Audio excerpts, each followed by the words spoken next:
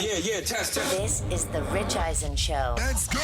All right, I watch your show every single day. Heard nationwide, televised online at richeisenshow.com. And you're the best. Thank you. The Rich Eisen Show from the Rich Eisen Show studio in Los Angeles. Today's guests: NBC Chicago Bulls insider Casey Johnson, Basketball Hall of Famer Shaquille O'Neal, legendary broadcaster Bob Costas, NFL Network chief correspondent Andrea Kremer, plus actor Luke Wilson. And now, it's Rich Eisen. Okay, everybody, we're back live from our Los Angeles studios. My name is Rich Eisen. I'm pleased to be here with you in front of our youtube.com/Rich Eisen Show streamers, as well as in the ear gate, to use the phrase that my buddy Michael Irvin taught me, of everybody listening on Sirius XM Channel 211, Dan Patrick Radio. We're always thrilled to follow the Danettes, Dan and the Danettes, every single day between 12 to 3 Eastern Time. Our NBCSN fans and crew will be joining us in about an hour from now. That's when Shaquille O'Neal's going to join us, and then Bob Costas after him. A very last dance finale heavy program today. We figured let's get Shaq on, one of the greatest players of all time. The guy who would revel in Phil Jackson's greatness, joining him in Los Angeles. And Bob Costas will be joining us after Shaq. Bob was the one who called the NBA Finals on NBC.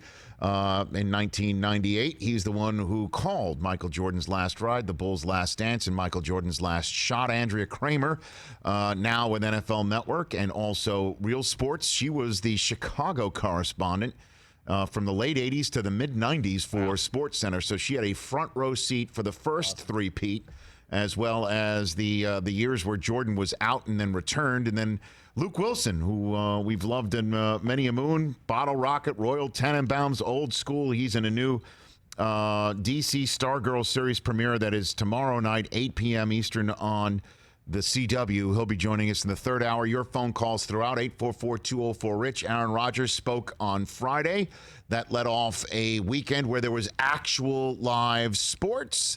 Congratulations to Kevin Harvick for winning the Real Heroes 400 in Darlington, and congrats to NASCAR for seemingly having a nice, smooth, and what we're knocking on the wood, healthy return to racing over the weekend. And congratulations to Rory McIlroy and Dustin Johnson. They beat Matt Wolff and Ricky Fowler on NBCSN, NBC Sports, and also the Golf Channel in the skins competition that went down in Florida. That was a lot of fun to watch that, too. Good to see Chris Brockman and Mike Del Tufo back at their posts. What's happening, brother? That's how we're rolling into this Monday. We've actually got, live sports to cover, review, in the return of Aaron Rodgers in front of a microphone.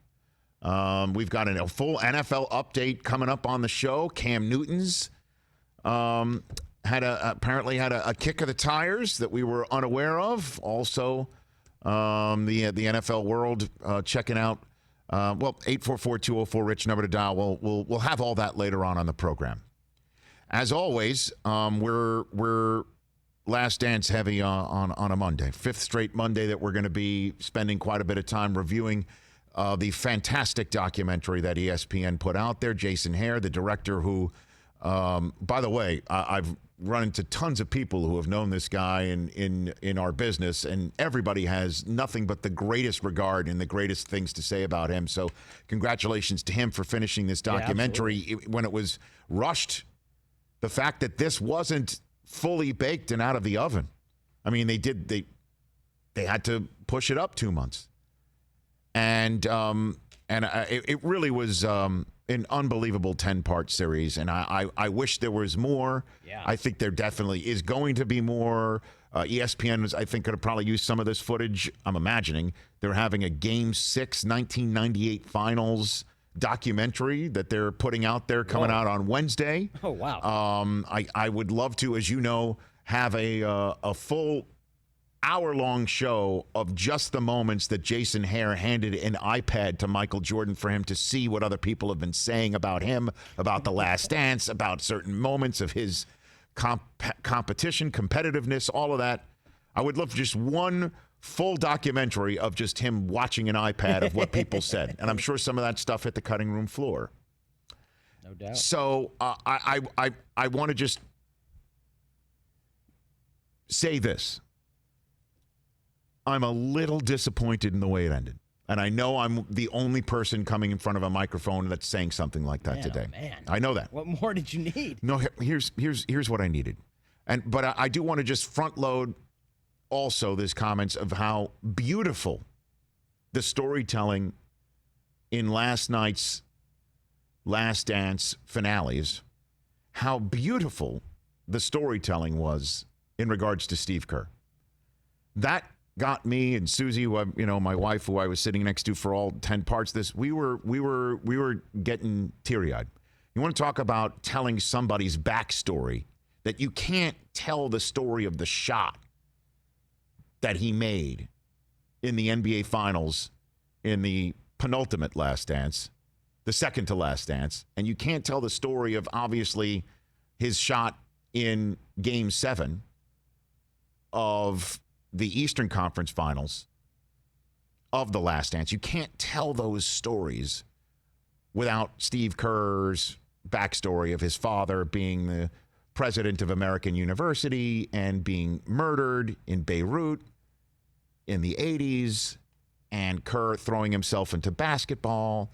And I mean, how many people look at Steve Kerr, maybe of a certain age, saying, oh, I didn't know that about the coach of the Warriors. Well, the coach of the Warriors, for a lot of people of our age, was somebody who we got to know from the University of Arizona, and then being the guy that you thought would be a weak link because Paxson retired in Chicago, and instead he was just an excellent, excellent shooter with a deadly aim and a deadly eye and a heart that beats like a champion. And by the way, the only one on this Last Dance three-peat Bulls to have completed the four-peat. He went to the Spurs the next year and won. So we're sitting here left to wonder, would the Bulls have four-peated? Well, one Bull did. He just did it as a Spur. His name is Steve Kerr. What a remarkable career. And just, again, beautiful storytelling. Involved his mom, and he just put it all out there, Kerr, in a way that I was really moved. Yeah, it was great. Beautiful, beautiful, beautiful. That is just exactly what you want from a sports documentary. I'm just disappointed that I didn't learn as much as I wanted to learn about the actual dismantling of this team. The 10-part documentary called The Last Dance for a reason, where I wanted to get a front row seat. Why in the hell, certainly as somebody who had a front row seat watching this all go down in 1998, as my 29-year-old version of myself popped up out of nowhere in episode 10, talking about Rodman. Wrestling of all things. We're talking about wrestling. We'll get to that in short order. But I had a front row seat back then wondering, why is this team being dismantled? We were all thinking that at the time. Why must this be the Last Dance? And even though we all knew that Phil Jackson and Krause were not getting along, and Jordan hated Krause, and there had to be all sorts of stuff between these teammates, with Rodman leaving in the middle of the season to have to go to Vegas for a head clearer, and then bolting the team in the middle of the NBA Finals to take part in hitting, yes, I know it's Diamond Dallas Page who he hit with a folding chair, okay? Throw it up. Okay, I get it. I know. I referred to him as some guy on my Sports Center reportage back in 1998. But we all knew that at the time. However, the undercurrent at the time always was, sitting next to Stuart Scott, he would say it all the time. Yeah, this is not working past this year, but they've got to give it a try, right? Like, once all the dust settles, they have to give it a try. And we found out last night that Reinsdorf gave it a try by going to Phil Jackson saying, you can come back. And then gave a word salad sort of explanation as to why the team had to be dismantled, which was shown to Jordan on an iPad. And Jordan basically said, I can't wait to hear this, because Jerry and I have never really had a conversation about this. And my question is, you never had a conversation about this. Why? Or you didn't have a conversation with Jerry Reinsdorf after that Last Dance three-peat at some point in that summer, even when, a labor dispute was brewing in the NBA. Like, you never had a one-on-one conversation with the owner of the Bulls who never took you in. He just talked to Phil. And then after Phil said no, did Phil call you? I mean, again, I know that this documentary was moved up by 2 months. I don't know if this stuff exists. I don't know why I didn't see it last night. What happened with Scotty? Right? When did these conversations take place? I was waiting for the big finish to talk about full-on, in-depth, rip the lid off of why did this team not stay together? What was Jerry Krause's role in all this? I know he's passed away. Couldn't somebody tell that story? And in that regard, Jerry Krause's unpublished memoir hit Twitter this weekend, thanks to our first guest calling in 9 minutes' time, Casey Johnson of NBC Sports Chicago. And Krause does lay it all out.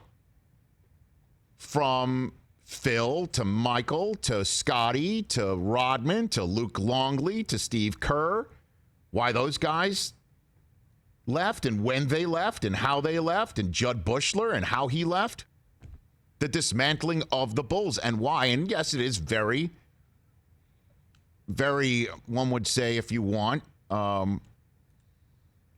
easy on the reputation of Jerry Krause. But I'm waiting to hear what happened. Like, when did these conversations go down? I mean, honestly, that's one of the first questions I would ask Michael if we got the opportunity to speak to him. Why did this not happen? Did you not get a contract offer? Did you never say to Jerry, I'd come back if X, Y, Z happens? Phil returns, you keep Rodman for another year, and we figure out what to do with Scotty. I'll handle Scotty. You handle the rest. I'll handle Phil and Scotty. You handle the rest. I mean, did that never happen? Did that conversation never happen? So like you said, there was a labor issue that year. Right. The 98-99 season. The season didn't begin until February 5th, 1999. Which is another reason why, had the Bulls stayed together, and I understand the Spurs in 99 were terrific, but they were terrific in part because Kerr was there too. And if they had kept the Bulls together with them running on fumes, which is what Jerry Krause referred to Rodman at the end of the year in his unpublished memoir, saying that they decided that Rodman, each person in the room, he said that after the season in July of 98, Reinsdorf, himself, the assistant general manager, Jim Stack, Al Vermeil, the team doctors and surgeons, VP of finance, and the assistant to the general manager were all in the room, and they asked the trainer, Chip Schaefer, who had quite a bit of a run on the shows last night, to submit a written report on the team's health. He said that Phil had made a decision to leave 8 months before the meeting. Now, Phil could have made that decision because Jerry said you could go 82-0 and you're out. Yeah. Again, there's so many different ways of looking at it. He said that Rodman, each person in the room was concerned that Dennis's off-court meanderings had caught up with him, that he was playing on fumes at the end of the season. But a 50-game season as opposed to 80? Could they have won that one? Could they have gone a four-peat? Could you imagine if they had won 4 in a row and 7 out of 9? Holy cow. I mean, 6 out of 8 still. I understand that, Yeah. but, greed is good in the sports world. We want more. How many yachts can you water ski behind, to use the phrase from Wall Street? Again, there's more to this story than what we got at the end last night. Why? Why is still the fact that question didn't get, in my mind, a full accounting of an answer? I kind of left last night with the credits rolling, and I'm like, I would have taken 10 fewer minutes on the Eastern Conference Finals or the NBA Finals. I would have. I loved it. I don't know what you would have shaved there. I mean, I don't know, but I wanted to know why. Hey, Scotty. Why? When were you told that you're done? Who told you? Did you try to stay? Did anybody get together Jerry Krause said that Michael, in the summer, after the final Last Dance episodes that we saw last night, after the gathering in Grant Park for a third straight year, what a scene that was. Right. That he said that the summer war on players were locked out of the training facilities by the league. Again, this is Jerry Krause in his unpublished memoir. It would mean that the NBA season would not start until late January. Things got even worse. He said Michael sliced a finger on a cigar cutter that would have prevented him from playing an entire season anyway. Yeah, I remember hearing that at the time. To his credit, he could have stiffed us and signed a huge contract, but he was honest, and we were well informed with what the condition of the hand was. He didn't want to play on a rebuilding team, and he stuck to his word. Krause said that Pippen's agents asked us to do Scottie a favor when the league was about to resume and free agents could be signed. By doing a sign and trade with Houston, Scottie could get more than $20 million more than he could just by staying with a straight-out contract. Jerry and I, meaning Reinsdorf and I, gave him his going-away present. I called Steve and Judd, meaning Kerr and Bushler, and told them the situation and to take the first good contract they could because we were not going to bid for them. They deserved it. And in terms of Phil Jackson, he said we had the finest coach in the game in Phil Jackson, whom the public did not know, didn't want to coach a rebuilding team, and who had informed us before the season that he wanted to ride off to Montana and take at least a year off. So he's saying Phil told them they were done. And you're making that face, which is like, come on. I mean, look, that's well and good. That's well and good, but I feel the same way too. And you can blame the Jordan finger, but like if they would have just said during the season, hey, we're going to try to go for 7, then maybe Mike doesn't go here and hurt his finger, and then they re-sign all the other small pieces. Jordan said at the end of the Last Dance last night, I'd have signed another year. Right. We all would have, and Scottie would have needed some convincing. So then the question isn't, why didn't you do that? Who was the first domino to say this is not happening? Was it Reinsdorf? Was it Krause? Was it Phil? Was it you? Was it the lockout? What was it? It's still a large question mark. And for the guy who watched 10 episodes of it, I was left a little bit disappointed. And for the 29-year-old that showed up with a full salad head, who was wondering at the time when it happened, why was it happening, and the thought that the 50-year-old version of this guy who's on the screen right now would find out. I can't believe I still don't know the full-on answer. Seems like one of those things we'll never know the full answer to, I guess. right? Like, why was Malcolm Butler benched? Is Todd Gurley injured? Why did the Bulls break up? No, I know, but everybody was sat down, and why didn't we get that full? How do we not get the forensic CSI, Law and Order, whatever you want to look, analogy you want to put, breakdown of why this team was broken up? How? Well, like people were saying last night, Jerry Reinsdorf had 20 years to come up with an answer. What a word salad answer that was. Terrible. I don't blame Jordan for having that reaction when he's watching that on an iPad. And again, I don't want to, it was a remarkable documentary. I want more. It's left me wanting more. Yes, it was well done. That's even an understatement. I just wanted to get an answer. And I guess nobody's still either willing to give the answer or nobody knows the answer fully, and even the participants involved. Yeah, Scottie was traded on January 22nd to Houston. Made $11 million after making about that in his previous 5 years. Rodman played only 35 games after that. That's it. Yeah, Lakers and Mavericks, kind of a cup of coffee with each. And Kerr won a championship with the Spurs. He got the 4-peat. Yeah. So did Will Perdue, I think, actually. Well, Will Perdue was not on the last Dance Bulls. Right. He got his 4th. He got his 4th with the Spurs, right. Yeah. He was the one traded for Rodman. Right. Again, I just said fully, a great documentary. I just wanted a full-on answer at the very, very end and didn't get it. And I don't know if it's because the answer's still out there, like the X-Files. Do you think the truth is still out there? Or, again, this thing got kind of rushed up 2 months. Yeah. I wonder how much Which that was a factor. That can't have been a very easy thing. Hey, by the way, something you've been spending 2 or 3 years on, we need it faster at the end, okay? Right. So I understand just my criticism, if that's a word, is coming from the right place as far as I'm concerned. 844-204-RICH, number to dial. Eager to hear from you. Shaquille O'Neal, Bob Costas, Andrea Kremer, and Luke Wilson joining the program here on our 3 hours. 844-204-RICH is the number to dial. Right now joining us from NBC Sports Chicago, whose post and reporting with the Jerry Krause unpublished and final excerpt from his unpublished and unfinished memoirs, from which I was quoting liberally over the last 15 minutes. We appreciate Casey Johnson of NBC Sports Chicago joining us here on the Rich Eisen Show, a Bulls insider and somebody who's been covering this team for quite some time. How are you, Casey?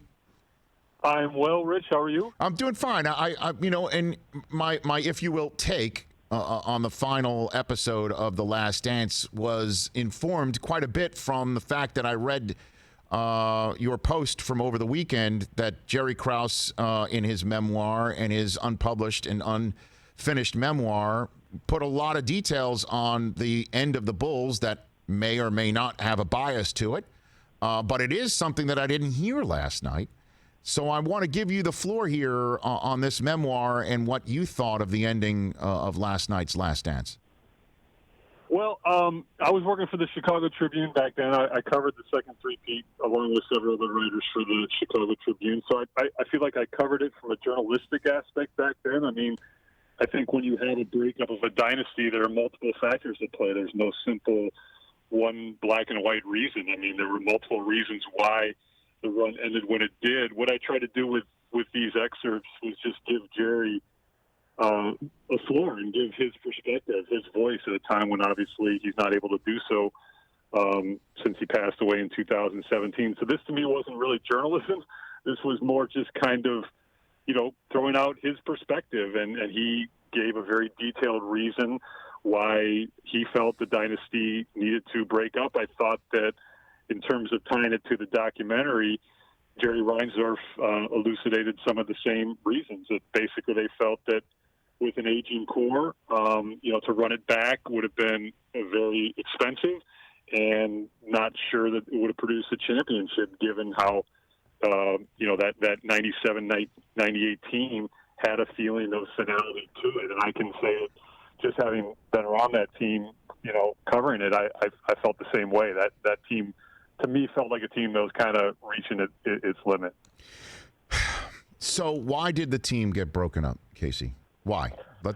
Well, I mean, that's like you said you have a 3-hour show. I mean, right. That's a 10-part documentary. I mean, it got broken up because Scottie Pippen was tired of being underpaid and dangled his trade bait. It got broken up because Phil Jackson and Jerry Krause's relationship had deteriorated to the point where Phil needed a break. It got broken up because the Bulls felt that Dennis Rodman was wayward and could not be reeled back in. He played 35 more games in the NBA over the next 2 seasons. They got broken up because Luke Longley's body was about to break down. It got broken up because Jerry Krause wanted the chance to rebuild and not bottom out, which unfortunately ended up happening. I mean, he really felt that's why he tried to trade Scottie Pippen in '97 to the Celtics to draft Tracy McGrady and Ron Mercer and kind of fast start the rebuild. Jerry Reinsdorf nixed that deal. So, when there's a break, dynasties are hard for a reason. They don't happen very often for a reason. And when there's that many strong personalities and people in play, it just kind of comes to an end. And I understand Michael's sentiment that he wanted to be taken away from him and lose it on the court. I understand that he's the ultimate competitor.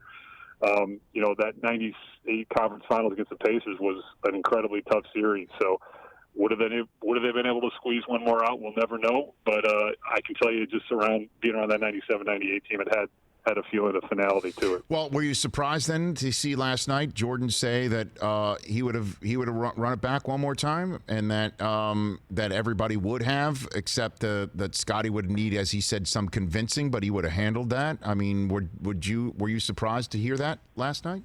No, it's not surprising at all, because that's who Michael is. I mean, that's been, that was abundantly clear then, and it's been made abundantly clear again with this documentary that, Michael believes he can will things into existence. He's the greatest athlete and competitor I've ever been around and most people have ever seen. So, of course, he's going to believe that. I personally, I'm glad he at least acknowledged the difficulty of the Scotty thing, because I can tell you, the sense around the team was that Scotty was on the first train smoking, out of town. And, when the lockout ended, he signed with the Rockets, and his agents came to the Bulls and asked to structure a sign and trade so he could get paid more money, which the Bulls did, to give him a going-away present. So I think Scotty, look, he delayed the surgery before the 97-98 season. That was played on the documentary because he was just, angry, and there was a feeling that he was done, and Phil certainly was done. I mean, Phil said that in his books. He said that at the time. You can parse the reasons why he was done, but he also had a theory that you stay in one place for 7 years, and then the team needs a new voice. He used that theory with the Lakers as well, not just the Bulls. He stayed 9 with the Bulls because they kept winning championships. So, again, this is all, I get why this is all so fascinating and revisionist history, but, this was covered ad nauseum in 98, and it's just obviously being viewed through this prism of this documentary and the pandemic with which we're living in. I know. And it was a remarkable documentary. Casey Johnson, NBC Sports Chicago, joining me here on the Rich Eisen Show, and everybody should check out the post that he had of the excerpt from Jerry Krause's unpublished, unfinished memoir describing why or how exactly the nuts and bolts. This is what I wanted to know last night, the exact dismantling of this team. And so what's the truth then? Jerry Krause telling Phil before the season, you can go 82-0, doesn't matter, you're done. Or Krause saying in his unfinished, unpublished memoir that Phil said before the season, 8 months before the breakup meeting that Jerry Krause recounts, that Phil's the one who said, I need a break. I'm going to Montana, regardless of how this goes. What's the truth here? Well, again, Rich, I mean, the truth to me is in the perspective, okay? So, this happened in the summer prior, too. I mean, the negotiations between Jerry Krause and Phil's agent, Todd Musburger, were so contentious that Jerry Reinsdorf had to fly to Montana and save the day just to bring Phil back for the 97-98 season. Phil signed 2 straight one-year deals in the summer of 96 and the summer of 97. So, I mean, it was hanging on by a thread. Jerry said that. It was on record. I mean, it was on camera. He said that comment about the 82-0.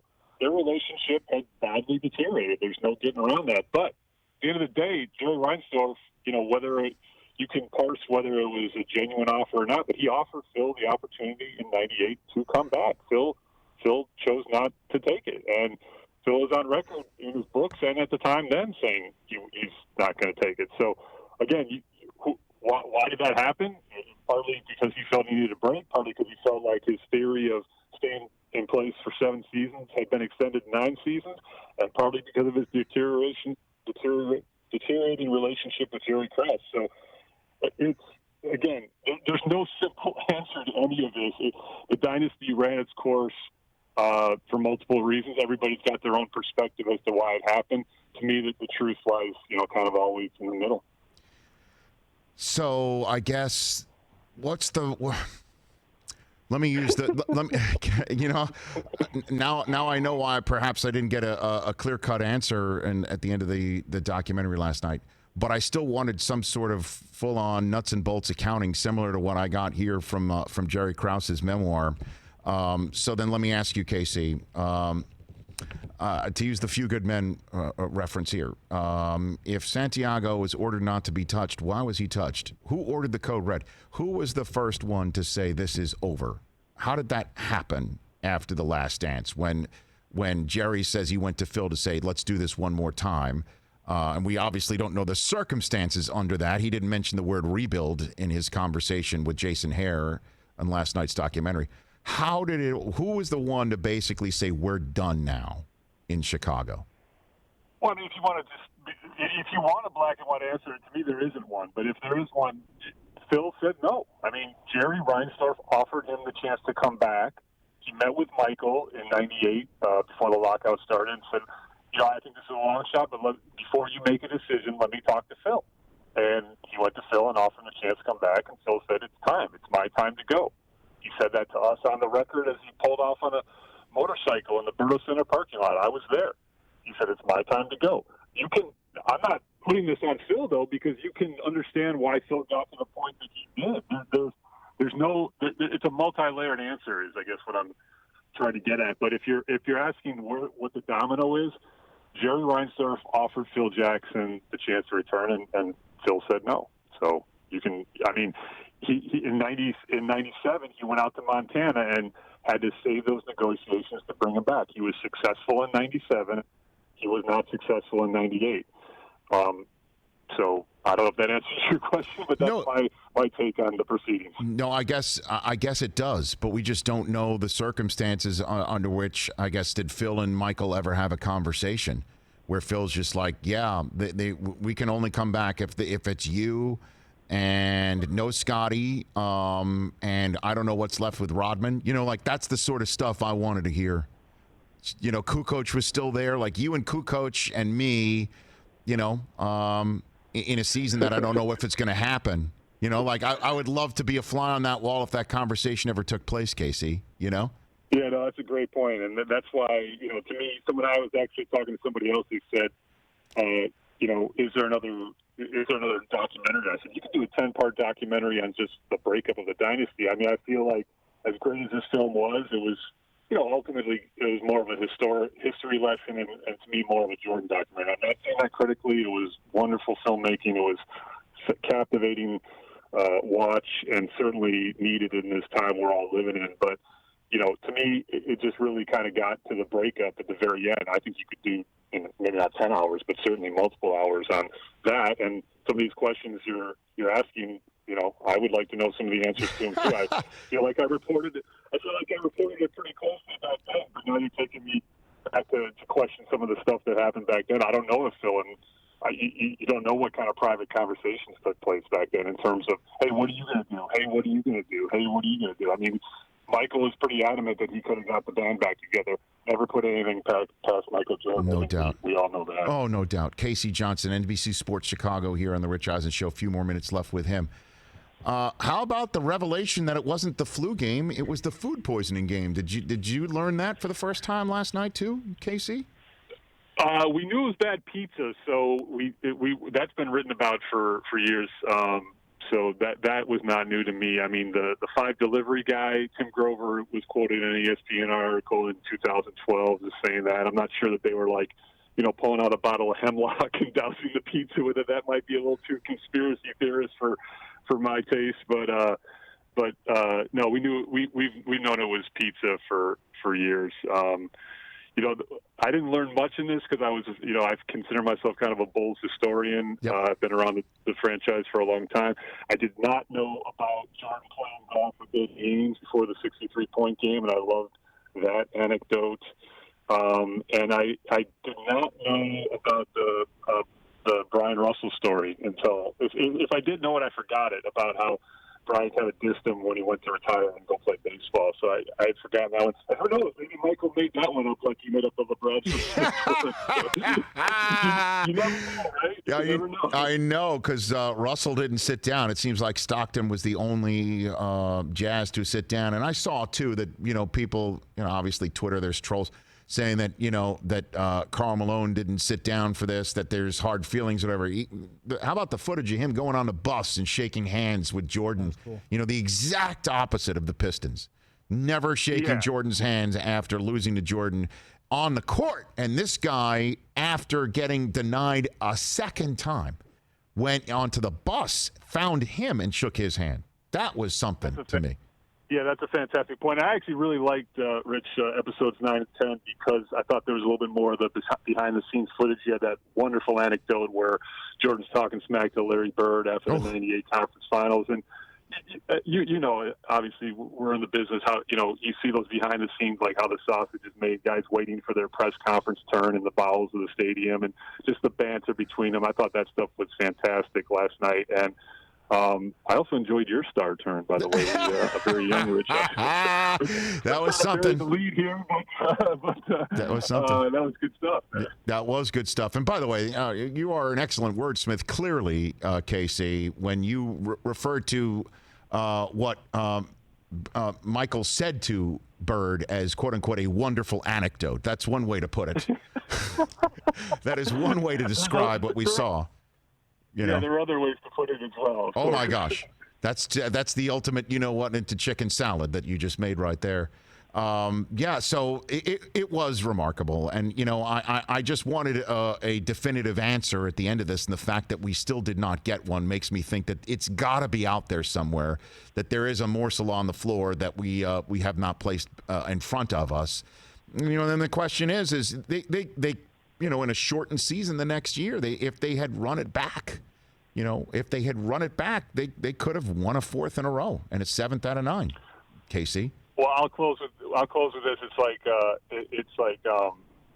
now we're playing the holy what if game because also Michael suffered a pretty serious injury during the lockout with the cigar cutter, sliced the tendon in his finger. He obviously he's probably not. Maybe he's not going to be using a cigar cutter in the Bahamas if he knows the team's getting run back during the lockout. Maybe he is. So now you're speculating on other things. I mean, Michael's availability would have been in question for the full 98-99 season with that cigar cutter injury. So, again, another layer to it. Sounds like I got a little bit more reporting to do from 22 years ago. I don't know. I just wanted an answer. I thought that we were going to get it. It's not the fault of Jason Hare. It's just that again, I thought that by the end of this, like the last half hour, last 45 minutes would be all about the relitigation of the end game here, certainly since everybody was sat down pretty much, for the exception of Krause. And I'm appreciative that you got this last question for you. How did you get your hands on the Krause memoir that was unpublished, unfinished, Casey? Well, I covered him for 6 seasons for the Chicago Tribune, and then when he left the Bulls in 2003, I gave him some space and Tony hooked up with him to do like an exit interview, which was a painful day for him because he loved the job so much. And from that story, just a trust built, and then when he returned to his first love of baseball scouting, which he did for the last 14 years of his life or 13 years of his life, just kind of a natural friendship formed. I was no longer professionally obligated to cover him. He was someone who was very curious and wanted to stay in the game of basketball. He would call me. We would talk on the phone constantly.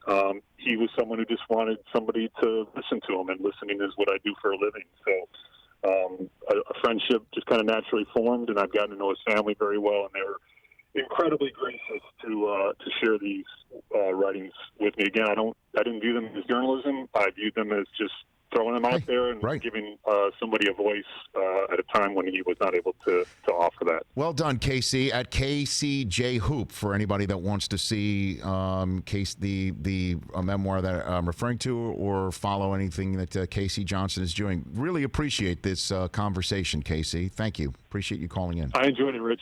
Take care, man. Thanks. Right back at you. You got it. That's Casey Johnson. Great conversation. I mean, you learned a lot. Yeah.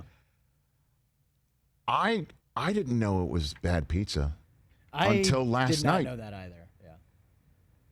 I didn't know that at all until last night. We've been calling it the flu game. The number of times that anybody who performs well sick, you talk. That's Jordan. You're Michael Jordan. You perform well in the flu game. We had. I posted it last night. We had Marv Albert on almost 2 years ago. To the day. It was the 15th, so it was 2 years ago last week. We had Marv on, and I asked him, just as I'm seeing today, I'm seeing already people that we compete against talking about LeBron versus Michael. There's no argument here, all right? There's no argument here, and it's not denigrating LeBron James. There's no argument. I'll repeat that again. But, you're seeing all of this right now the day after, and Marv said it was the flu game. When I asked him, what would you tell the current generation about Jordan that would make the difference between him and LeBron in terms of his toughness? And he mentioned the flu game. Marv. Didn't know it was bad pizza. 5 guys delivering a pizza? 5 guys delivering a pizza. Mike, isn't there something called 5 Guys Pizza in New York City or something like that? Are those the guys? I don't know. What'd they put on the pizza? I don't know. A little extra topping is the way it is being absolutely said without being said. Oh, for sure. For sure. That this pizza was the reason why Jordan got sick. And this is the tweet of the night from DiGiorno. Delivery pizza. Go figure. Oh, my gosh. that is amazing. Great tweet. That's really funny. Last night. That was the tweet of the night. Delivery pizza. Go figure. From DiGiorno. Fantastic. Whoever's working the DiGiorno Twitter account, to salud. We give you the I mean, I guess salute. If more than one person shows up to deliver your pizza, don't eat it. Well, there's a lot of questions about. Let's just dive in here, okay? Sure. First of all, totally believe that room service was shut down in Salt Lake City at 10:30 at night. 10:30 at night, of course. Totally believe it. We were in Indianapolis for the Combine just in February, NFL Network. We were all there. And we're done with one of the long nights. We go back to our hotel. Room service is closed, as is the restaurant that we were all having some late night beverages in. Oh. So what did we do? We ordered out for pizza. Now, the guy called in. The guy called in, right? He called in. Yeah, the guy delivered your pizza called in. Next day, I felt great. Everything's great. But I look around and I say, who else wants? There were about 10, 15 of us, so we got several pies. Even the ones who said that they weren't hungry grabbed some slices. That always happens. The fact that Jordan was the only one who ate the pizzas. And I understand his trainers, like rock solid, right. Not going to have, I don't eat after 8 o'clock. That guy, George. Nobody else had a slice. Now, the word is, the reason why nobody else had a slice is Jordan spat on the pizza to make sure nobody else would eat it. That's something your 5-year-old does? That this is what Jordan apparently had a penchant for doing, that he would, to make sure that the food that would be for him in the middle of whatever he was doing, whether it was a commercial shoot or something like this, that nobody else would eat it, he would spit on it. So there's that. Interesting move. So, did somebody in the Salt Lake City area purposefully poison Michael Jordan before a game 5 of that famed NBA Finals? Is that what we're to believe? That somebody purposefully poisoned Michael Jordan? Didn't Vernon Maxwell tweet out that you don't eat taken in Salt Lake? That's what he would never order it out. That was something. The whole thing. Did somebody, are we genuinely accusing somebody in the Salt Lake area, 5 guys showing up to gawk at Michael Jordan to make sure he devours the pizza that they poisoned to make sure that they could get, and if that's the case, where are you people right now? And on top of it, what were they like when Jordan started out like 1 for 8? Or whatever the hell he started out. Yeah. They're like high-fiving. Yeah, exactly. Yes, we got it Fist done. Pumping, we did it. Oh, yes, our special topping. We did our part. Yes, and then what did they look like at the end of the night? When it didn't matter. It didn't matter. Unbelievable. A little scratch on the game. One of the greatest performances ever. And SportsCenter put out the Michael Jordan flu game, called it the flu game highlight on their Twitter feed that Stuart Scott did earlier in the day in advance of knowing that episode 9, I believe, would have this. No shot at that one, huh? And as I tweeted out, I knew I had no shot at that, getting assigned that highlight. You could hear me in the background. I was sitting next to him. And then there was that moment last night where the 29-year-old version of me showed up. And it's amazing how my phone blows up. Okay? Clearly, as you could see by this fresh-faced individual on the screen, a couple things leap to mind. One, never thought in my life that you'd see Dennis Rodman on a screen with his hair looking like that, and it would be the least talked about hair in the shot.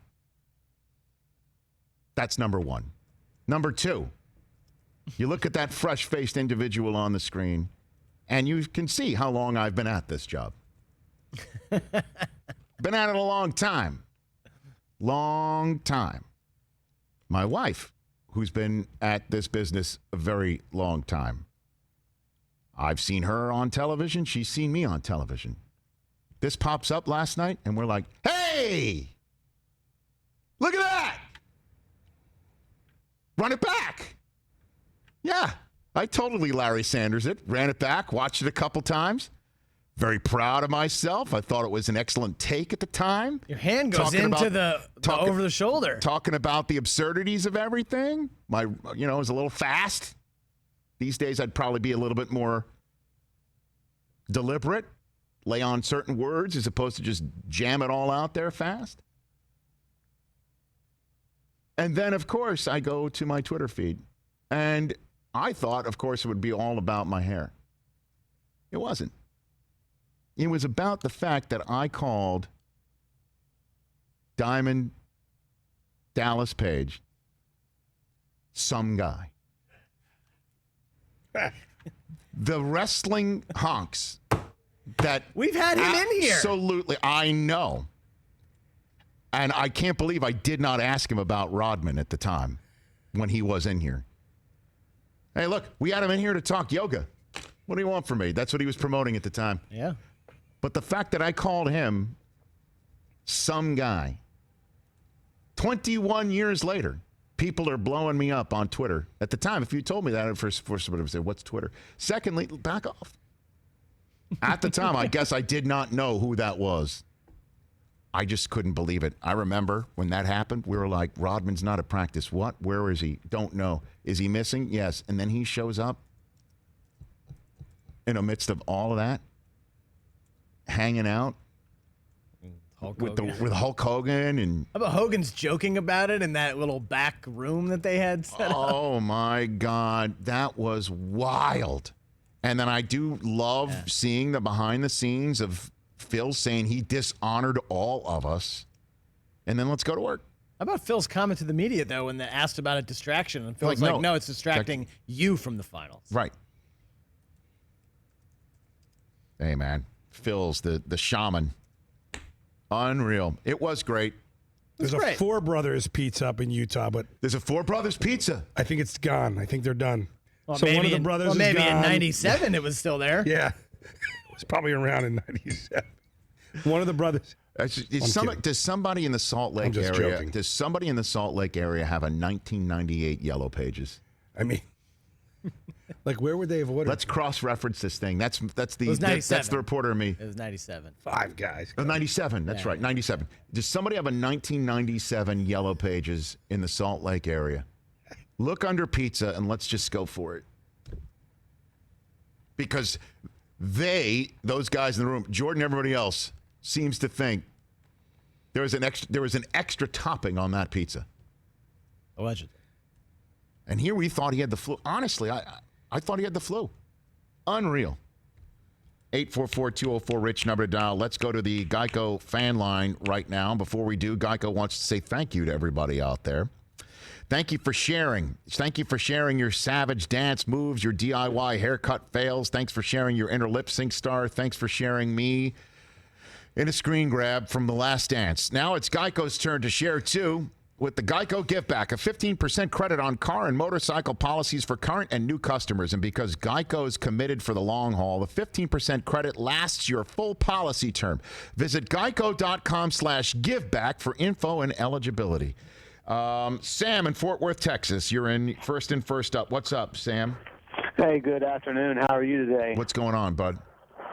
Not a lot. Best show on radio and or television. Thank you, sir. Appreciate that. Thank you. Quick question for you. Yep. Let's say you've decided to end your show. You tell the staff, guys, this is it. Last year. You get to the last month of your show. You max out the guests, the segments, everything. Yep. That Friday afternoon, you're tapped out. Do you look around the room and go, what do you guys say, 6 more months? Okay. You First of all, Sam. All your energy, you're done. Sam, are you referring? Am I the Michael Jordan in this equation right now? Is there any question about that? Okay, very good. All right, asked and answered. So what's your point? What are you saying to me? You say that you want to know why it ended. Damn straight. When they knew it was ending, they maxed out. At the end of that, you don't turn around and say, oh, let's do this again. You've already spent everything you have planning for it. You don't get to your last show and then go, what do you guys say, 6 more months? You've done it all. I don't know. What would you guys say if I said to you 6 more months if we were ending? I mean, and by the way, we've had about 15 endings of this show in the last 7 months. So, and we're still here. I'm staying. So this may be the wrong. I mean, we're not ready for a last dance. Brockman or Del Tufo? So I mean, no, I understand what you're saying, but Jordan said last night he would have run it back, and the question is to me, then why didn't they run it back? Because you're forgetting about Phil. He was done. They made that decision a year ago. Phil's not the type to, and I don't know him obviously, but he's done. I don't know. I guess so. Thanks for the call and for the appreciation for this show and comparing Mike Del Tufo to Horace Grant, or what is he? Scott Burrell. He's Scott Burrell. No, he's not Scott Burrell. I'm Steve Kerr. Well, he'll occasionally have I'm a 20. Steve Kerr. I got the championship. He'll occasionally have a 24-point game in a mid-level playoff round closeout game. Let's go to Damian in St. Louis. You're here on the Rich Eisen Show. Hi, Rich. Thank you for taking my call. Thanks for I listen making to you guys all the time and watch you on YouTube. I think you do a great job. Thank you. I may have some cultural appropriation, I'd like to say that you're a mensch. I spent 20 years in New York, so I think I can accurately use that term. So you are a mensch. Okay. Damien, if you're saying you're not Jewish and you're using your Judaism card based on your 20 years in New York City, I grant that. Thank you. You're welcome. Thank you. Just one comment about the last answer and your question about why didn't they walk it back or why didn't they go on? Right. You know, sometimes decisions get made or options are on the table, and one just takes a life of its own. It gains the momentum, and even though other people might have some reservations, that's the one that people just say, okay, this is it, that's done. And that's kind of my comment, is that maybe that decision, like you said, there may have been multiple parts, multiple people, but it was just a decision that felt right at the time, and that's what it came down to. There's no right answer. There's no, domino. There's just everybody just kind of agreed this is it. No, I just wanted to know, did Jordan and Phil have a chat?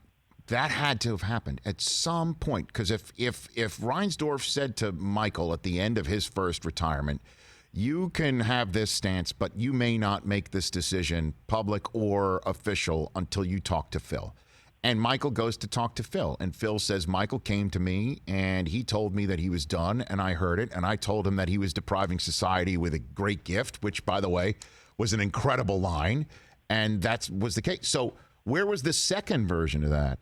I mean, so if Michael went to Phil and said, I'm out, I can't make this official till we chat because I promised Jerry, then where was the reverse if Phil was now in the position of being the one to press the end button? That's what I'm saying. Yeah, I understand that, and it's like sometimes Phil might have just pressed the button and just said, "Hey, the relationship with Jerry Krause has just deteriorated to the point where I just don't want to come back. Right. I want to go to Montana for the year." Mm-hmm. And like Casey Johnson said, sometimes there just isn't a definitive answer, and like I said, it's just something that just took on a natural life of its own, and it was the right decision at the time. And people can come back and say, "Hey, I might have really done this, or I wanted to do this," but that's 20/20 hindsight. At the time you made that decision, even though like Michael everybody has said that Michael looked drained and he there's no needed doubt. to break in. No doubt. And he wanted to call it quits. Damien, thanks for the call. So, thanks for the call. Got to call it quits here because we're up against the end of the hour. It's entirely possible. All right, let's take Mac in Memphis' call. Mac, I got about a minute for you, but I think what you've got to say is a little short and maybe not so sweet. Hey, What's on Rick. your mind? What do you got, Mac? Well, let me preface this by saying one thing. One, I missed y'all that week you were off. It was like a friend move, Oh, and I'm glad you're back. okay. Two, and I've never you. done this and never seen this, but back in the day, they changed the formula for Visine because of this. You could, and I'm sure there was other brands, you could sprinkle Visine on food and have the same symptoms as food poisoning. All right, Mac. So that's your topping. I'd like to order a pepperoni pizza with no Visine. Is that what I should be saying? Always say hold the Visine. Oh, is that very good? Thank you for that. Like Wedding Crashers.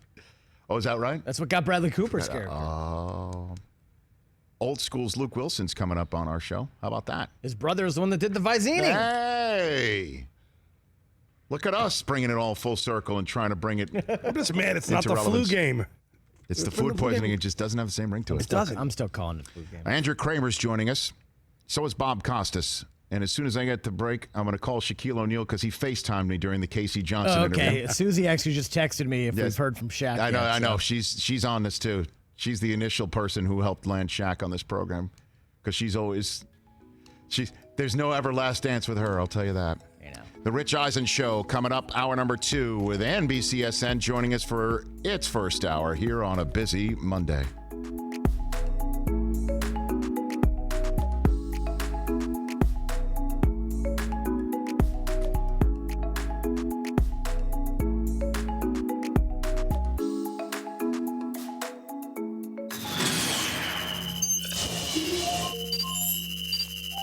What is going on with you, Jim Brockmeyer and Brett Musburger? This is my Musburger face.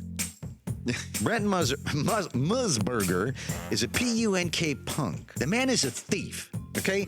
Brett Musburger is a thief. How so? Stole my line. What line was that? This is for all the Tostitos. That's what I always yell when I climax inside of a woman. Now I have to yell out, Ruffles have ridges, and it's not the same thing. Musburger responded, "Yo, Buckmeyer or whatever, saw your pathetic performance on the Eisen Show. Your ex whispered to me you always screamed for all the Tostitos prematurely." So Hank responded moments ago, telling Musburger who's number one.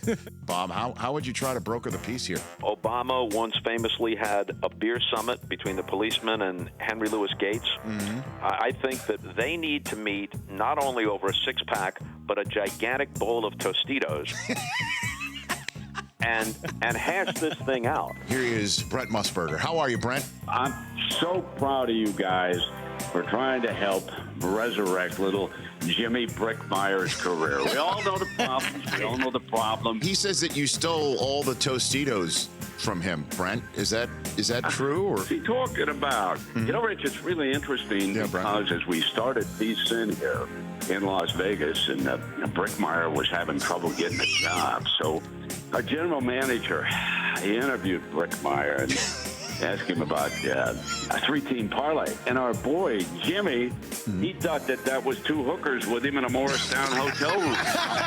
You know? Wish him the best. He's so delusional. And listen, let him go at it. For all the Tostitos, baby.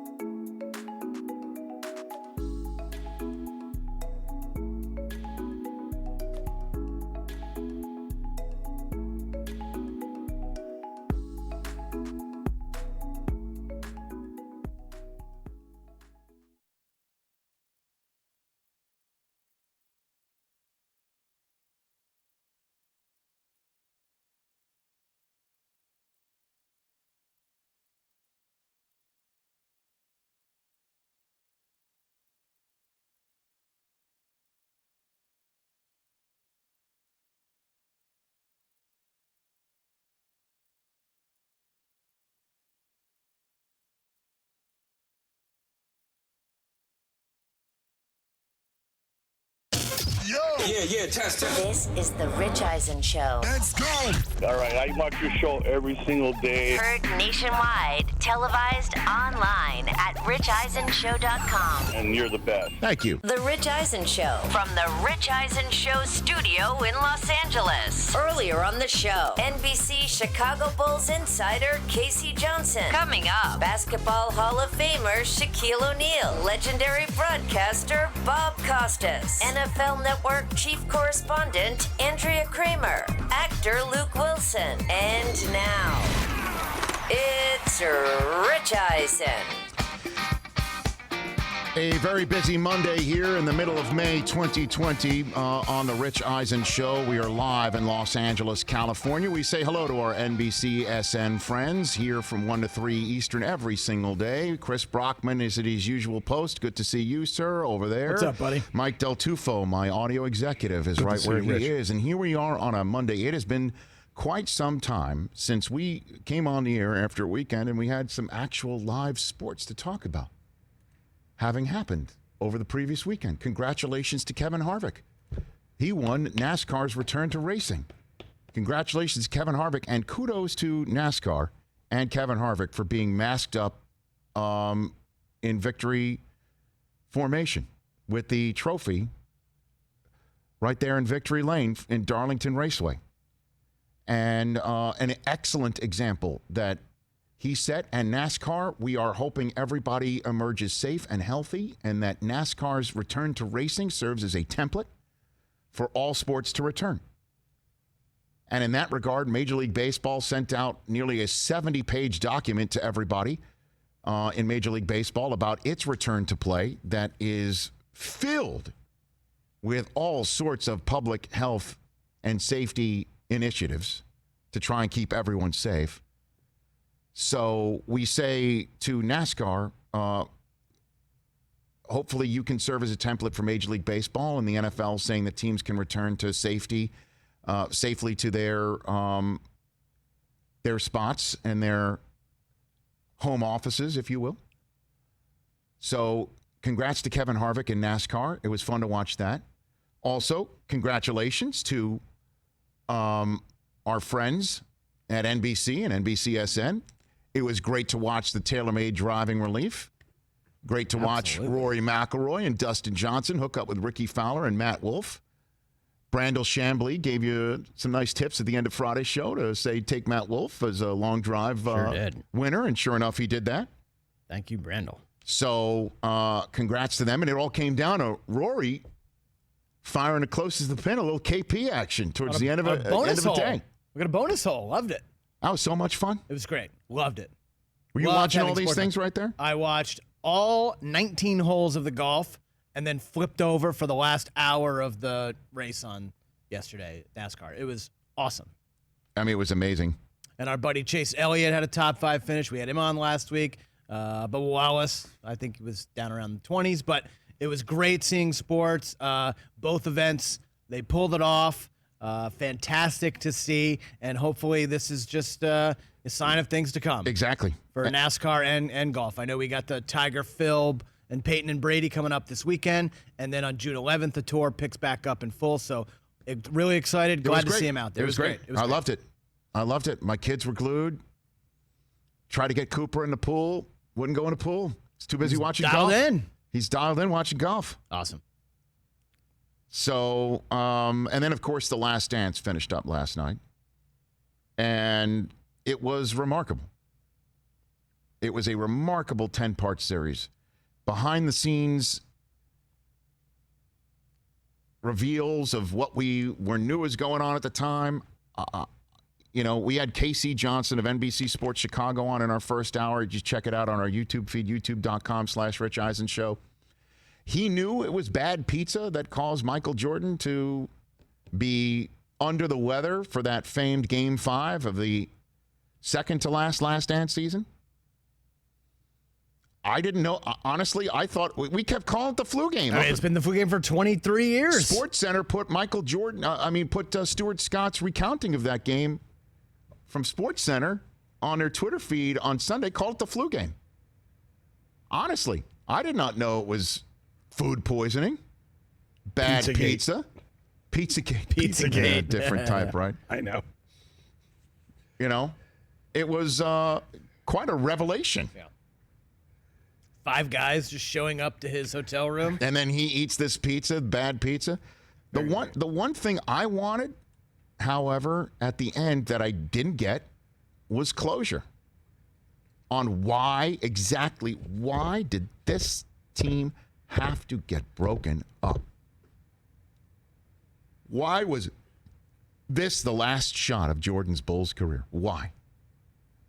We all saw over the first 9 episodes and deep into the 10th, we all saw that everyone was on their last legs, last fumes, last dance.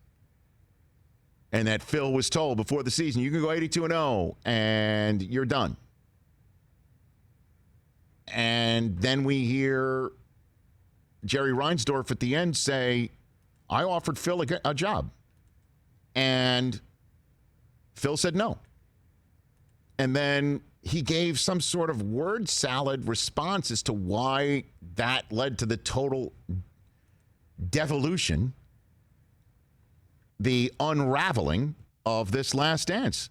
It was a total word salad explanation that Jason Hare, the director, put on an iPad and handed to Michael Jordan. Again, I would take one extra episode of The Last Dance, which is only the moments where Jordan was handed an iPad throughout, about Isaiah Thomas's reaction, about not being on the Dream Team or not shaking hands with Michael, right? Gary Payton. Gary Payton, yep. Karl Malone. Was and then Jerry Reinsdorf. I would just all the moments that he was handed an iPad to see stuff. So all of it coming down to last night's episode, I wanted the actual closure of all of this. Which was what, in your mind? Why did it happen at the very end? And who was the first one to say, we are done? Who's the one to basically say, we can't put this back together? We're just not going to put this back together. Who was it? Again, Michael saying in response to Jerry, having an iPad handed to him saying, here's Jerry saying why the team had to be broken up. And Michael's reaction being, oh, great, because Jerry and I have never had a conversation about this. Really? All right. And then Jerry Reinsdorf's word salad response, not giving much of an answer as to why it really had to happen. Or who was the one to basically say, well, I just said, you know what, screw it. We need to rebuild. There's a lockout coming, or there's a labor dispute coming, and we need to use this opportunity. Now is better than ever to try and recast, reset, redo. And that wasn't even said. And then Jordan saying that he would have run it back one more year. That essentially he would have handled everybody coming back. Pippen would have needed to be convinced, and Jordan would have handled all that. And when it comes down to it, why didn't a conversation between Jordan and Phil go down? Did it? And if it did, why don't we hear about it last night? And I know I am nitpicking here. It's a dynamite documentary. The 10-part series was unbelievable. Just unbelievable. And I want to see more. And the last thing I want to do is come on the next day and say, I didn't get enough. But I didn't. I honestly thought this would culminate with the full-on answer as to who's saying what behind the scenes to finally say no more. Because if Jordan needed to talk to Phil before retiring the first time, as Jerry Reinsdorf told Michael to say, I understand that you're toast now, Michael, after winning 3 in a row, but you need to tell Phil that you're out. And Phil recounting that conversation between the two of them, and he's saying that, I understand that you're toast, Michael, but you are denying society a gift, which is a beautiful line and a perfect recounting of it. If that happened the first time, why didn't that happen the second time? If Jerry offered Phil the job, and by the way, could have offered Phil the job with all the strings of you needing to rebuild attached, which we didn't hear from Jerry Reinsdorf. If that conversation had to happen between Michael to Phil, then why didn't Phil have to call Michael and basically say, are we really done here? I really just wanted that last night, and we may never get that answer. In the meantime, we're left asking many questions, and I wanted to get this guy on because he's one of the greatest players of all time. He's on one of the greatest NBA shows of all time, and he is no wallflower giving his opinions, and he also won his championships with Phil Jackson at the controls as well. He's our friend Shaquille O'Neal. How are you, Shaq? How are you, sir? I'm sorry it took me so long. Oh, good. Call in. I apologize. Shaq, you are the man. Thank you for calling in today. Appreciate it. What did you think of The Last Dance? Did you watch every second like everybody else? I watched most of the episodes. It was very interesting. It just made me realize how exciting and how fun 90s basketball was. Yesterday, TNT put a 90s reunion Zoom call together, and it was the best fun I had in about 15 years. David Robinson, Karl Malone, John Stockton, Tim Hardaway, Gary Payton, Big Shot Bob, and we spent about 2 hours just talking about old times and good times. And it made me realize, wow, I compete against all these guys. So it was definitely the greatest era of basketball, and Mike dominated that era. You know, a lot of guys went up against him, and just think about it. If Karl Malone didn't meet Mike in the finals, him and John Stockton would probably have a ring. But it was very interesting. A lot of stuff I didn't know. I didn't know all that stuff was going on in the organization, but that's just, the business of basketball. So, did you never have a conversation with Phil about his Chicago years? Did you ever sit down with him? Never once. No, but I'm kind of glad that things didn't go well there because, yeah, right. Kobe and I were still, looking for somebody to get us to that next level. So when I found out he was not having a good time, I went to Mr. West and Mr. Kupchak and be like, this is who we need. You got to get it done. You got to get it done. And they agreed, and it worked. And because we were, my thing is, if I'm with somebody that they've done it before, I can follow. If I'm with somebody that hasn't done it before, I don't know. You know what I mean? It's like doing a show with a guy that has an internet show versus a guy that has a network show like you. You know what I mean? Do I do it with the guy that has a bunch of YouTube followers, or do I do a show with the great Rich Eisen, who's been there a long, long time? Thank you. So, no disrespect to the other coaches, but I needed somebody that's going to get us over the hump. Because, look, we could always make it to the Western Conference Finals, but we needed somebody in the timeout that says, this is what you got to do. Boom, boom, boom, bam, bam, bam. And I knew Phil Jackson was that guy. Once he came, everybody's confidence just rose to, the next level, including mine. So when Phil was having his issues towards the end of his Bulls stay, and you're sitting there in Los Angeles watching the Bulls do what they're doing and being torn apart, you were walking into Lakers brass and saying, let's go get him the minute he becomes available, is what you're saying. Yes, that's exactly what happened. So what did he bring to the equation that you needed when you finally got there? How did he handle you? How did he handle Kobe? How did that work for you? He brought a resume. So if he says do this, we all know that he knows what he's talking about.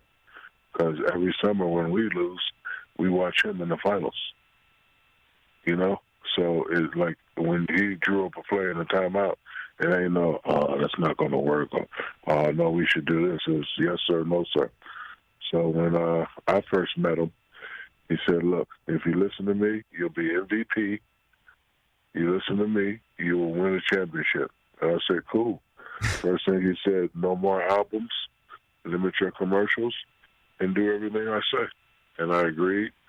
And it was probably the best year that I played. And, once we had that formula of how to win, we were just thirsty for more. Because between me and you, I just wanted to get one so you guys would stop talking about, me and all that stuff. But after we got one, and I watch your show, Rich, and you'd be like, "Oh, the Lakers got one, but can they get two?" So now I was like, "Okay, now that we got the formula, let's just keep it going." And listen, if it wasn't for him and Kobe and Big Shot Bob and B. Shaw and Rick Foxhound's guy, I don't think we ever could have got three without Phil Jackson at the wheel. Well, we probably could have squeezed off one, but three in a row, I don't think we could have done that without Phil Jackson. And the way Phil handled us, he left us alone. He let us figure it out as men. Like, he always knew, like, look, I'm going to stay off Kobe, because Kobe is a vital piece. You just do what just let him do whatever he wants to do. I'm not gonna say something every time he makes a mistake. I'm gonna just let him go, because Kobe was a special one, and it's sort of how he dealt with Rodman. Watching in the show, the way he dealt with Rodman. So you just let Rodman be Rodman, but when he gets on the court and performs at a certain level, it's something that they needed. So Phil just left us alone. He let us figure it out as men. And that was his thing. And that's why I always say, if the general does not panic, the troops will not panic. So what did he say to Kobe then? If he told you no more albums, cut down on the commercials, do you know what he told Kobe when he first walked in after his last dance with Chicago? No, Phil was very strategic. So he when he came in, he already knew everybody's personality. He gave us all books to read. So the book he gave me was a book about Friedrich Nietzsche. Friedrich Nietzsche was a guy that was so smart. He was a genius that people thought he was crazy. But that's the book he gave me to read. I don't know what book he gave other guys, but I know for a fact that, with Kobe's motor, you just got to let him go. You don't want to tame him. And it probably was the best thing because, without him going crazy, without me going crazy, like I always say, we probably could have squeezed off one championship, but in order to get three, you can't get three. But again, the best thing he did was he would let us figure it out as men. Like I remember in the Portland series, down 15, you didn't see him over there panicking and jump around. We came back from the timeout and he's like, "Oh, you guys ready to play now? If you guys ain't ready to play, all right, this year is wasted. This year going to be wasted. Let's go." Like, you don't call plays and say, do this, do that. He just gave us that one statement. All right, you guys tired of messing around now? All right, let's go get it done. And we as men, we figured it out. B. Shaw came through in the clutch, hit some threes. Rick Fox, I finally got it going. Kobe got it going. And the rest is history. Shaquille O'Neal, a few more minutes left with the great Shaquille O'Neal here on the Rich Eisen Show. Let's get right into it then, Shaq. The conversation that's going to be had off of this is your three-peat against either one of the Bulls' three-peat teams. Who would win that? I would have to go with us. Why? And the reason why is the main factor is who's going to guard me. I think it was episode 4 or 5 they showed when we beat the Bulls. I know Mike wasn't at his best, but that's when Phil created the three-headed monster hacker Shack thingy, and I shot a pretty good percentage. Not in the 80s, but I shot a pretty good percentage. So if I'm at the line stroking, and I know I would be because I would love that opportunity, I would have to go with us. So you're the difference maker. Yes, I am. Who's going to guard me? Winnington, Purdue, Rodman, Cartwright? I don't think so. You left out Bushler. Who? Judd Bushler. I don't even know who that is. But Jordan and Kobe, that would, oh my God. If your last, if it just had you and Kobe, and that's part of the conversation, is that if you and Kobe years had meshed with the Jordan years of the final last dance, problem is that would never have happened because Phil couldn't coach both of you. Exactly. Right? It never happened. It never happened. Where do you stand on the subject of Jordan's demeanor? So much was made over a couple weeks ago, episode 7 and 8, of how he rode everybody. He rode them maybe too hard. You've obviously seen Kobe up close and personal, and how Jordan may not be a good guy, a right guy. And what do you think I did? What do you think I did? You were similar. Exactly. This ain't about this ain't about peaches and cream. This is about winning. And sometimes you got to ruffle some feathers to get people to play at a certain level. And when you're in that position, you have to give up a lot. So, leadership. You either focus on the task or you focus on the relationship. And studies show when you focus on the task, relationships dwindle. And when you focus on relationship, the task dwindles. So I ain't gonna leave Mike out there by himself. I was a butthole too. I did a lot of unorthodox things, but listen, his style worked. The man is 6-0 in the finals. Nobody else can say they're 6-0 in the finals. So and I'm what am I in the finals? 6-2, 6-3. I don't know what I am. 4-2 in the finals. Mm-hmm. So look, like NBA and real life is two different things. You know me in real life. I'm a sweet guy. Yes. When on the court, when my name is on the line, and, whether we win, I get the praise. We lose, I get the blame. Oh, it's going to be done my way. Believe that. So did you hector teammates? Would you bully them? Because that was a conversation that no, I wouldn't. About I Michael. I wouldn't call it bullying. Mm-hmm. Like, just put it this way, because the statute of limitation on some of the stuff I did what I had to do to win. Because it's all about winning. It's all about getting the parades. Because remember, and Michael also said this, and I thought I was the only one who actually thought like this. When fans come to the arena and pay their money to watch you play, I'm obligated to play at a high level. And I'm obligated to make sure my teammates play at a high level. That's what it's all about. It ain't about nothing else. Nothing else at all. Last one for you, Shaq. What do you tell people who want to turn this into a LeBron versus Michael conversation now that this is over? That's going to be all over the place, too. What do you say to that? I say, one, you need to have the right conversation. So if you're going to have that conversation, there has to be another name added to that. Okay? So, like, if you're going to have a three-way conversation, I'm in that conversation. LeBron is also one of my favorites, but look, Kobe's name has to be added to that. So it's my opinion that Michael is the best, period. No, hands down, for this one simple fact only. 6-0 in the finals without a legitimate big man. So that's the first thing I said. Second thing, I think we should always break it down in eras. Because Michael versus Kobe or LeBron in the finals will never happen, so we'll never know. So I think out of respect to all the parties involved, we should just, break it down by eras. But to me, Michael Jordan is the best ever. And if you're going to have the best ever conversation, it has to be three names, period. Nothing to talk about. It has to be Mike, Kobe, and LeBron. That's it.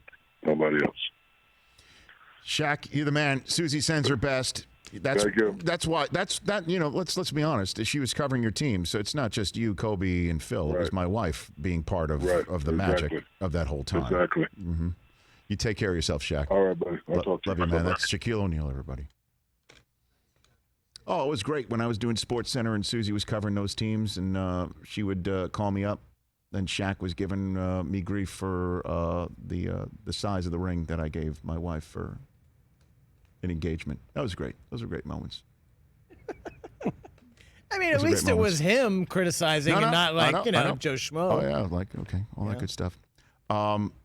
Lots to unpack right there. Let's take a break here. And then Bob Costas, who called The Last Dance and obviously has some thoughts on the return of baseball and the document that baseball is placing in the hands of the players about safety and how that will work. That's still to come here on NBCSN.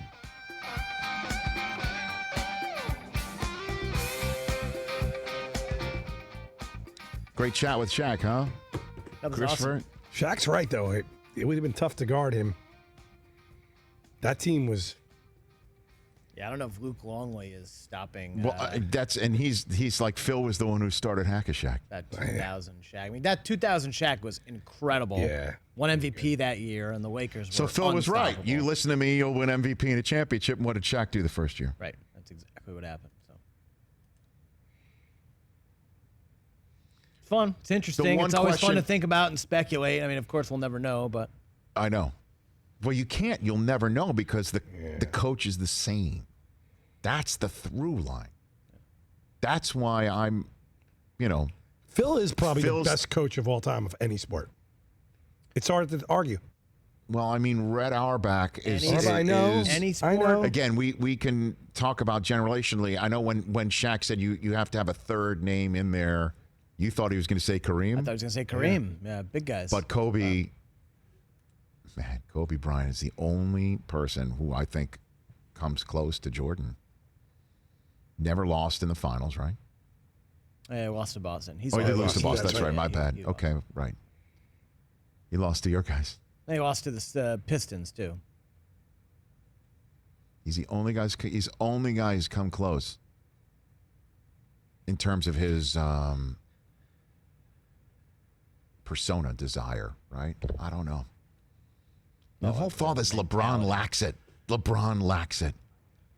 I don't know how. Like, where do we get that from? Just I don't know how you get to be the best at something because he's moved around too much. You know what I mean? He's moved around. People don't like that. They want you to stay on one team. That's where Kobe and Jordan. Well, Jordan, as we all know, he left at the end. He returned, but. But he wasn't coming back to the Wizards to win championships. He was just doing it because he was bored and he wanted to keep playing. You got to play for one team. The Washington Wizards. That was bad. Is that Chapter 11, Episode 11 coming up, the Wizards years? Chapter 11 has to be more of what I'm saying. I want to know I want a forensic breakdown of how the hell this team, I want a timeline. On this day, Phil spoke to somebody. On that day, Michael spoke to Jerry. Jerry spoke to Jerry on this day. I want a forensic breakdown of how the hell this thing broke down. Unless it's as simple as Phil said, I'm out. It could be that simple. Phil said, I'm out. Simple. It kind of made it clear he didn't want to be part of a rebuild, so there you go. You're and out. The smoke signals are coming from Los Angeles.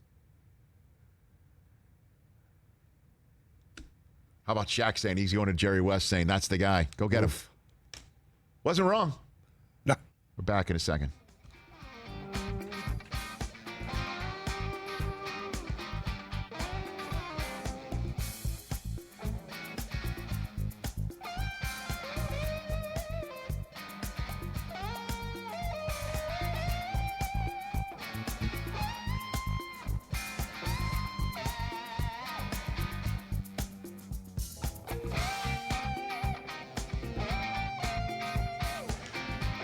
Podcast One is how you can listen to our podcast every single day. Shaq's got a podcast on Podcast One as well. So check it all out at podcastone.com/Rich Eisen. Great chat with Shaq right there. Didn't stutter. Who's going to cover him? Who's going to guard him? He's the difference maker. It's a great question. I don't know who does. I don't know. Wennington and Luke Longley aren't getting the job done. Again, we had Casey Johnson of NBC Sports Chicago on in our first hour. Check it out on our YouTube stream because he had Jerry Krause's take on why this all broke up after the 98 season in terms of exactly what they thought of the roster and when they told players on the roster that they were gone. Sign and trade, Pippen away in the subsequent free agency period after the lockout was over in January of 1999, sign and trade to give him that extra $20 million on his contract, sort of a going away gift.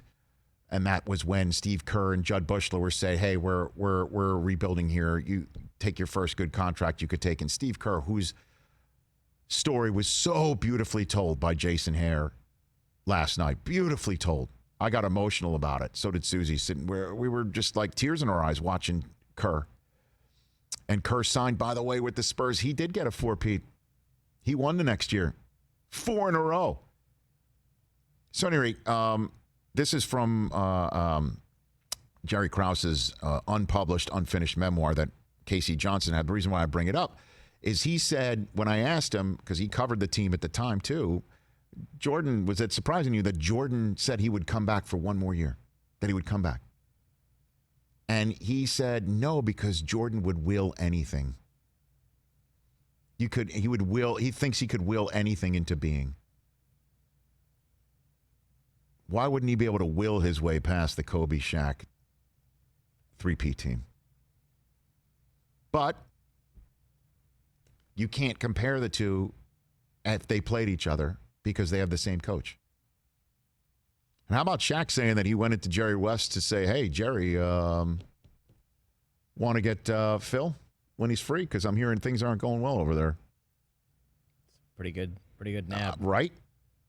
I mean, that changes the Lakers in 2000, obviously. If they don't have Phil, I'm not sure they might win one, but 3 in a row. That's what he said. They wouldn't have done it without Phil. Again, 844-204-RICH, number to dial. Another surprising aspect of last night was it's not the flu. It was a stomach bug.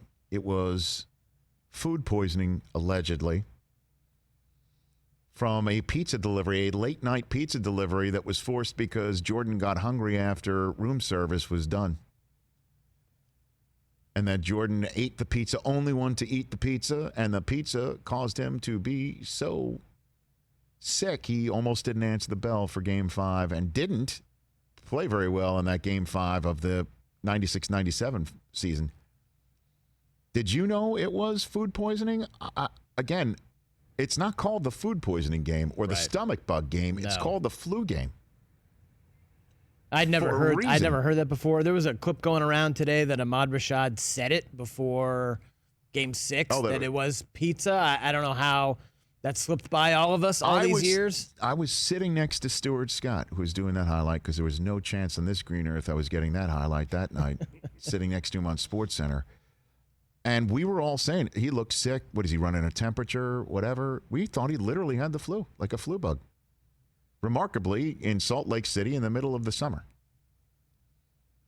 Nope. Or on the verge of the summer. I understand when the solstice technically is. 38 points in 44 minutes. That was amazing to recount last 44 night. minutes. I forgot he played the whole game. And then here's the thing, too. It's the trivia that they had also during this on occasion was amazing. How about the Bulls eliminated a 60-win team from the playoffs 7 times? Yeah. So you can't even sit here and say, well, Jordan didn't get the best of the league. Which is what people are saying. Shaq just said last night how what the NBA or NBA Inside Stuff got a reunion of the 90s teams together, and he named every single player he named Jordan got. Every one of them. And then a trivia question they asked, the person he eliminated the most, Patrick Ewing. I turned to Susie, I'm like, of course. And it hurt me to see that 4 times. 4 times he got him. 4. And by the way, that's not including, I imagine, Georgetown, right? Got him in Georgetown. Oh, man. 82. That hurt me. That hurt me when I saw that, too. Let's to relive all that garbage one last time. And then the number of people that texted me, who was that handsome guy? Who was that fresh-faced, handsome guy that appeared last night on The Last Dance? And I'm like, yeah, that was Leo DiCaprio. All right. It was me. With hair. Remarkably, in a shot with me and Dennis Rodman over my shoulder, never thought in a million years, certainly at that time, that there would ever be a moment on planet Earth where Rodman had the second least talked about hair in the shot. Look at that salad on top, man. 29 years. I think it was 28 years old. My 29th birthday was coming up. That's what gets me. Yeah. There. Of course, Susie sees that. She goes, did I get you that tie? Did she? Probably. Yep. I just met her in the newsroom about 1.5 years before that. Now we got 3 beautiful babies. And I'm understanding, wrestling audience, that I get it was Dallas, Dallas Page's Diamond Dallas Page. I get it. Who I referred to as some guy that Rodman hit with a folding chair. Yeah. And what was that, a WrestleMania event that he went and he flew off to? Was that what that was? No, that was WCW back My in the bad. day, Oh, see, I can't. I mean, was it Nitro? Was it a little Nitro? It was Nitro. Can you imagine that somebody leaves the NBA Finals to go take part in Nitro?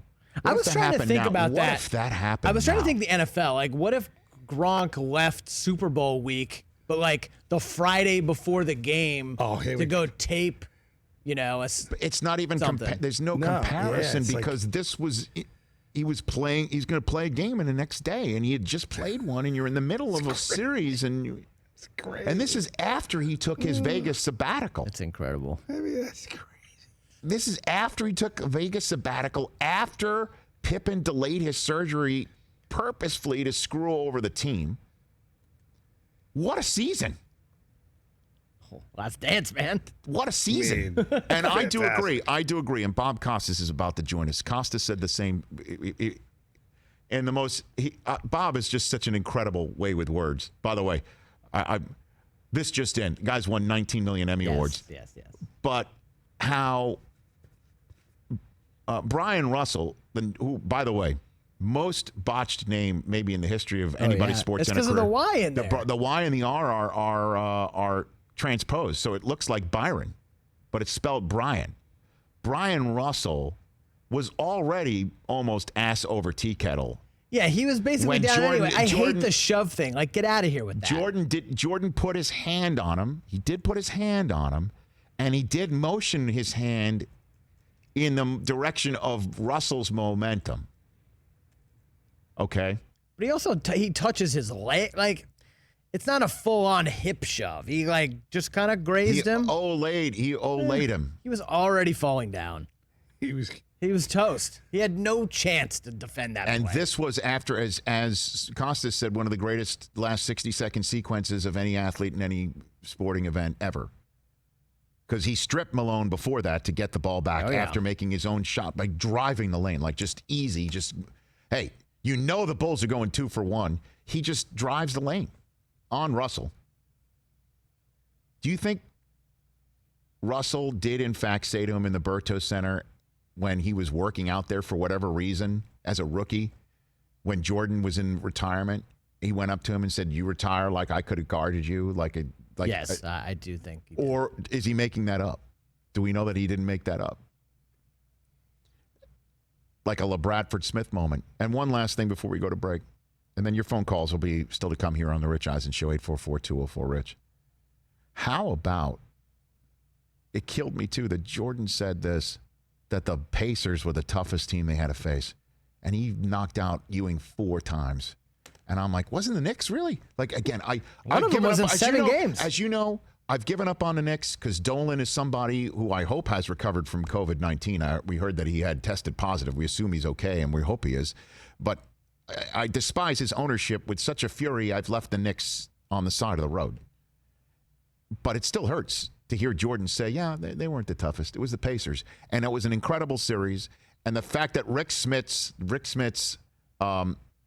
lost the jump ball and Steve Kerr made a shot in that Game 7 that led to their undoing and unraveling. And then to see Jordan and Larry Bird connect with each other, I just love just seeing that behind-the-scenes stuff. And then the beyond not safe for work exchange between the two of them. Amazing. Was the last thing that I expected. Yes. And that was just to put a button on it, because I know I came on the show at the top at our 12 o'clock hour and a little bit here with NBCSN by saying didn't get the finish from The Last Dance that I was hoping.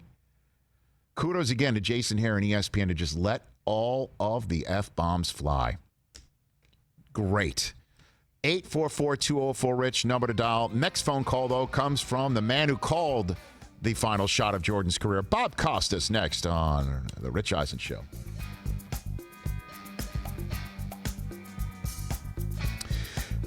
Okay, lots of phone calls. Let's sneak them in right here, starting with Reginald in Texas. You're on The Rich Eisen Show. What's up, Reginald? Reginald, you there? He's watching. Yes. Okay, yeah, hop up. You're probably watching on TV. It's a little delayed, but turn the TV down and let's have a quick chat. What's on your mind, sir? Okay, man. It's about when everybody, I'm Kareem Abdul-Jabbar. I'm just gonna come with that. Lou Alcindor, Kareem Abdul-Jabbar. Let's start with Power High School, undefeated. Goes to UCLA. They took the dunk out of college basketball because of Kareem Abdul-Jabbar. Goes wins all the national championships. Goes to the NBA, win five championships. All-time leading scorer. He is that. There's no doubt about 17,000 rebounds. But y'all never. It's always Michael, LeBron, And I just saw Shaq on TV talking about, the top three, Michael, LeBron, and Kobe. I know. Come on, man. Kareem Abdul-Jabbar, game changers. I mean, that's what greats do. Reginald, I agree. You're right. As a matter of fact, and thank you for the call. I appreciate it. Keep watching. You can turn the sound back up again. Brockman, you thought he was going to say Kareem, and he said Kobe instead. I did. I thought he would keep love for the big man. And let's not forget, in terms of Kareem's resume, fought Bruce Lee. Also, could fly a plane, as we all know, right? Yes. You tell your son. You tell your dad to try dragging Walton and Lanier's butt up the court. One of the greatest lines in Airplane. We've had Kareem in here, too. Tallest man we've had here in this room. Boban, I think Boban's got him by an inch. Got him by an inch. Yeah. By the way, Boban came on the show to promote John Wick 3. Phenomenal. That's what we're here for. Can't argue with that. No. I'm telling you, this is going to be the argument moving forward about who's the greatest ever and Shaq and Kobe versus any of the Last Dance teams. I believe it. I just added it all up. So you mentioned that Mike beat 60-win teams 7 times in the playoffs. LeBron only did it 3 times. 844-204-RICH, Bob Costas, when we come right back.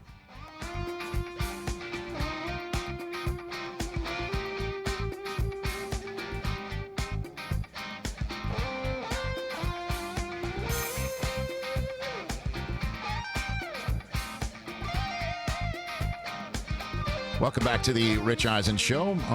He's somebody who I'm thrilled to call a great friend, and he's the only one who I believe is sheltering in place with all the Emmy Awards right now.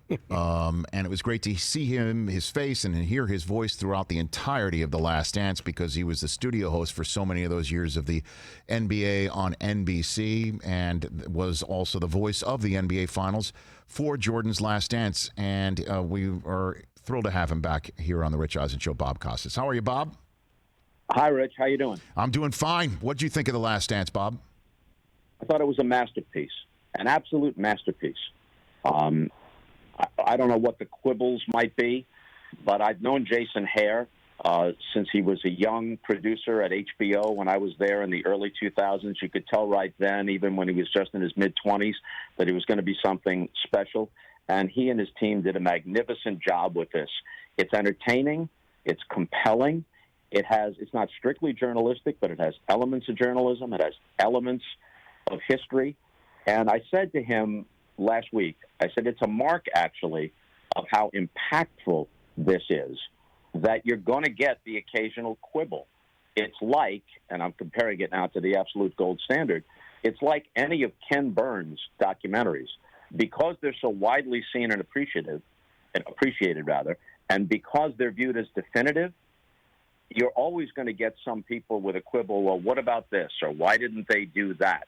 That's actually a tribute to how widely seen and how widely appreciated it is that everybody weighs in from every direction.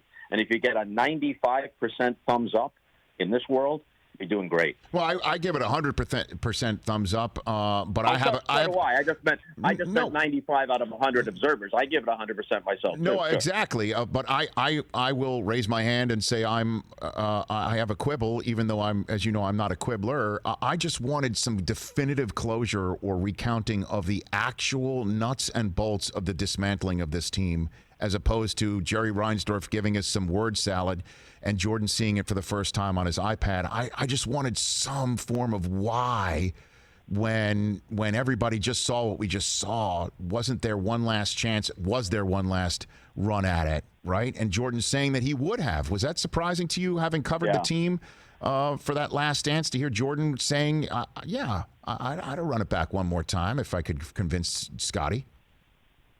I guess mildly surprising.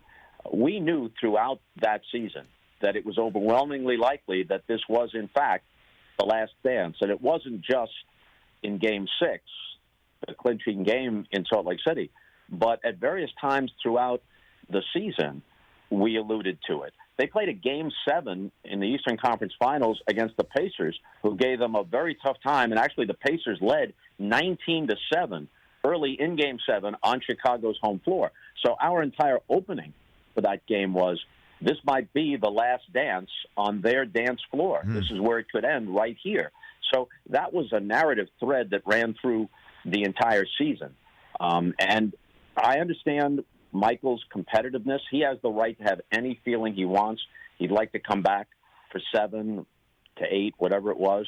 But I really think that the legend of all this is enhanced. Both the Bulls legend and Michael Jordan's legend is enhanced by it ending the way it did. First of all, even if they won another title or even 2 more, it's hard to imagine a scenario any more dramatic, theatrical, and classic than what happened in Game 6 in Salt Lake City. Plus, when you get that element of what might have been, that sort of what might have been thing is an element that runs through great literature, great sports stories. It adds texture to the story. And then also remember, 1999 was a lockout season. It was a half season. Might not have felt as fulsome as the first 6. And if you go beyond that, they run into Kobe and Shaq, the first of their 3 in a row in 2000. So at some point, no matter how great they were and no matter how great he was, the last image was going to be, unless it ended the way it did, was going to be Michael Jordan walking off the floor at some point in defeat. Isn't this better? And I realized that he came back 3 years later with the Wizards, but that is a complete footnote. And the last image in the public imagination is that last shot in Salt Lake City. Bob Costas here on the Rich Eisen Show. And another part about the Last Dance that was remarkable was the relitigation of, decades old, one would, I guess, say, arguments or rivalries. And interestingly enough, your 2 broadcast partners on that night for the Last Dance, Doug Collins, Jordan's former coach, replaced by Phil Jackson, and Isaiah Thomas, whose story in the Dream Team and him not shaking hands with Jordan was absolutely one of the biggest stories to come out of the Last Dance in the first several episodes. Was there any awkwardness between Jordan and your broadcast partners at all during that finals, Bob? I said this last night with Scott Van Pelt. This has to be said on behalf of Isaiah Thomas. We know all the other aspects of it going back to the late 80s and early 90s, so no need to rehash all that now. But as fate would have it, Isaiah's on the broadcast team his first year at NBC for that Last Dance season.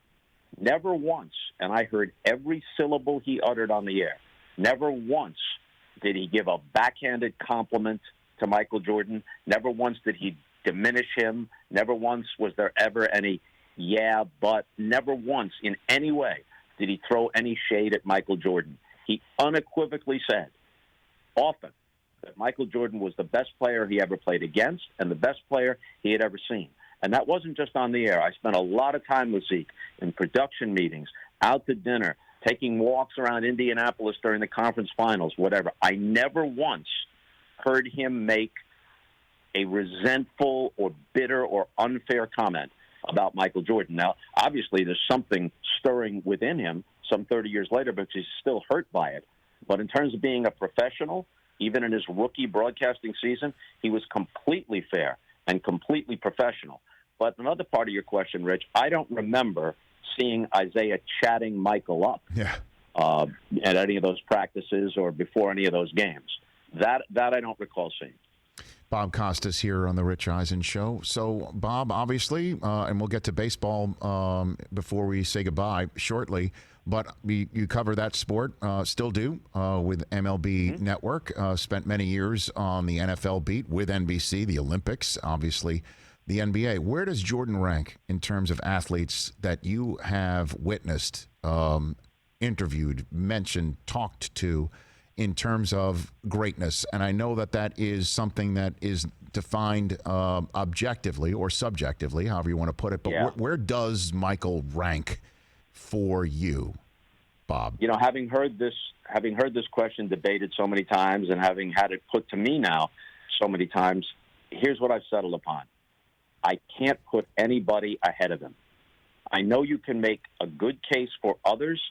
You can make just as good a case and maybe slightly better for Michael Jordan. So if forced to choose among team sport athletes I've seen, taking into account all the aspects of it, championships won, individual honors, presence, impact on the game, all those things. If I was forced to pick, I'd pick Michael Jordan, but I have respect for the other names that make their way into the argument. I wasn't an adult, but I saw Willie Mays play a lot of baseball. Hard to imagine a greater all-round baseball player than Willie Mays. Hard to imagine anybody being more of a master of their sport than Wayne Gretzky was in a hockey rink, what Tiger Woods was as a golfer during that several years when he was absolutely in his prime. So I'm not slighting anybody else. Jim Brown, like Jordan, left at the peak, but you didn't have the same kind of coverage and marketing and everything else. I'm not slighting anybody else. I'm just saying that it isn't just the popularity and the attention and the marketing that make Michael Jordan at the peak of that argument, or at least tied for first. It's his actual qualities and accomplishments as an athlete, even if it happened in a vacuum.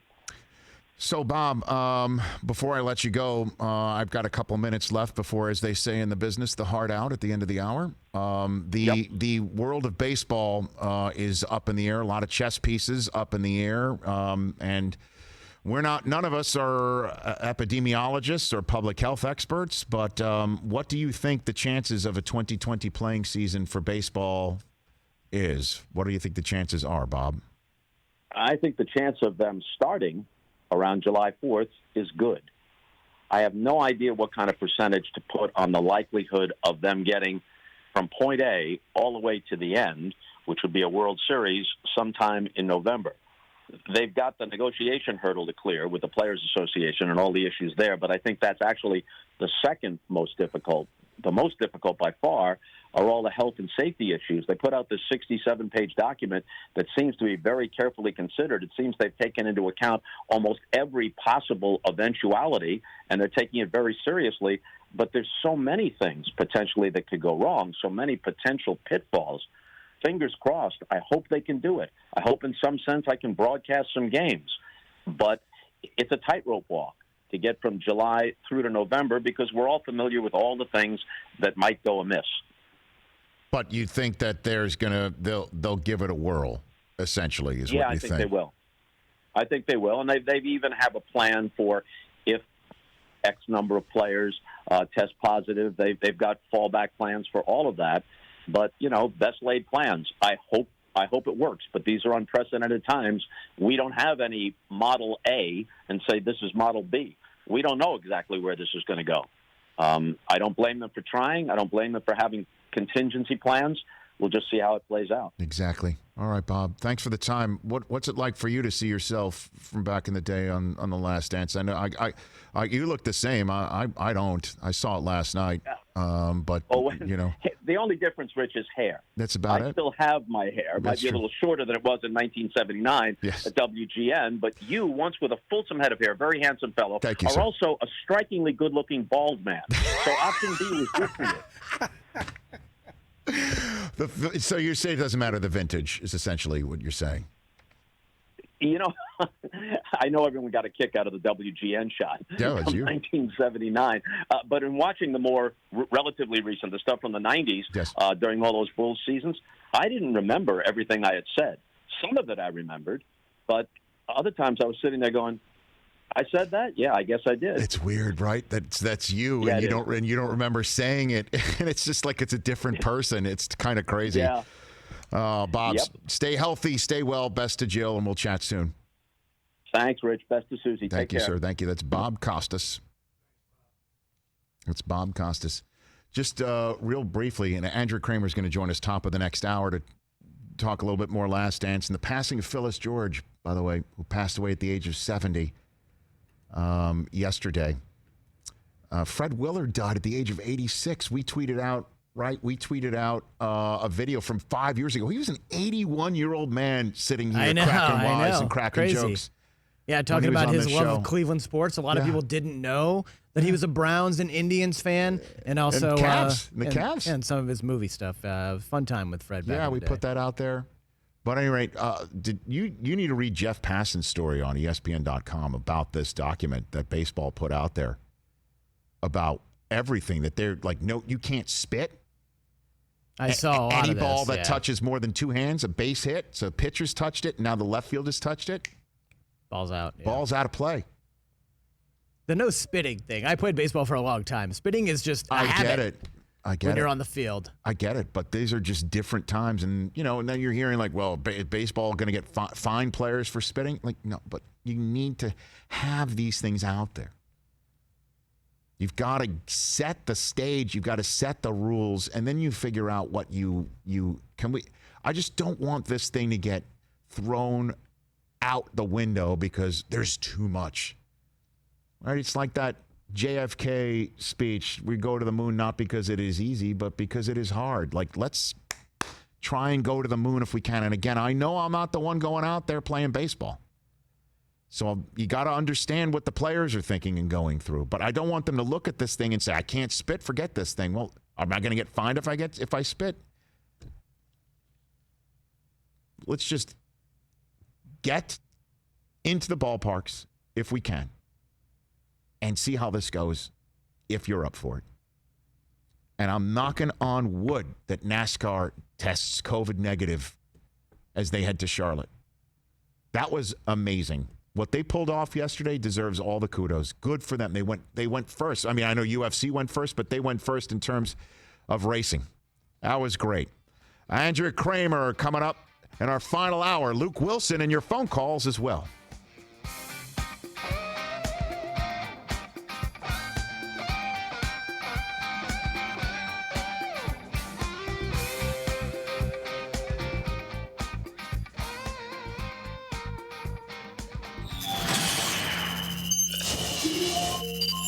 I want to play Celebrity True or False with you, Terry Crews. With some stuff from some previous interviews of yours and then on IMDb pages and stuff. I want to know what's true and what's not. True or false, Terry Crews, your first job was as a sketch artist for a local news station in the 80s. True or false? That is true.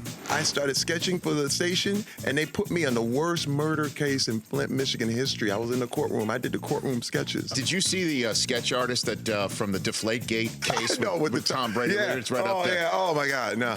Come on now. Well, he probably was hungry. He was hangry. Another one. You worked on the set as a bodyguard for Cube before he cast you on Friday After Next. Is that a true story? Now, that's true, but the bodyguard sounds sexy. Okay, it was security guard. Like, I had a T-shirt with a flashlight. Bodyguard sounds like suits and all that. No. It was more like I was like watching Cube's car. He's like, hey, man, make sure my car stays there. I'm like, yes, sir. Yes, sir. And I had my batteries. But this thing, I made sure all my little like polo shirts were really tied up good on the arms. Medium? Yeah. And they were like, yeah, they were medium. All medium shirts. And they were like, oh, I look so amazing. And then he cast you? Then he put you in? And then he put me in Friday After Next. What was your role in Training Day? Oh, I was an uncredited gang member. That was it. I was walked on the set to watch Denzel work, and the director, Antoine Fuqua, said, hey, man, you know what? I'm going to put you in this movie. You down? I was like, okay. So he said, take your shirt off. I took my shirt off, and I was the guy on the roof that was flipping pigeons and the whole thing as Denzel came down. You just walked on the set to see Denzel work? What are you talking about? I had a friend who was like a location guy because I was doing security. Yeah. And he was like, man, you want to watch Denzel tonight? I was like, yep. See, this is the thing.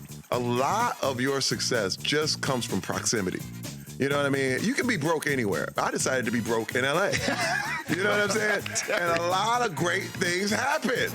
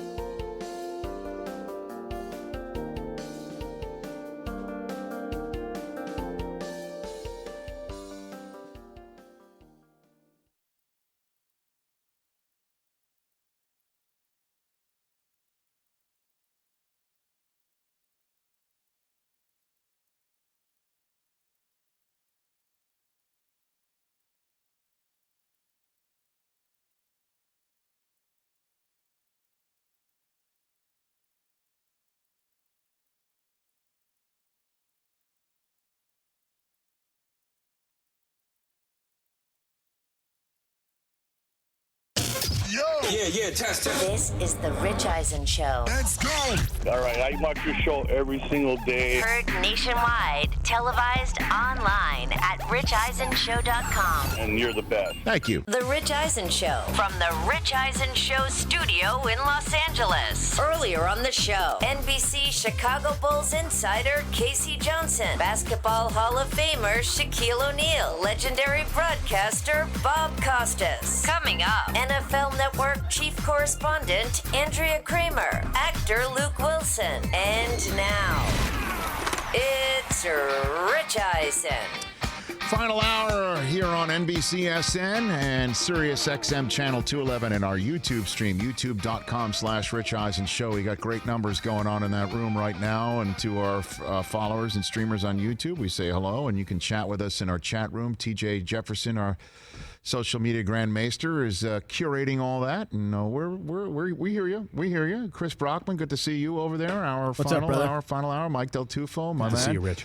In his spot, my audio executive, and you where you are, 844-204-RICH, number to dial. We have lots of time to take your phone calls. There's some NFL updates going on. Aaron Rodgers spoke on Friday. Nice little Friday chit-chat that he had for 40 minutes with reporters and beat writers there in the state of Wisconsin.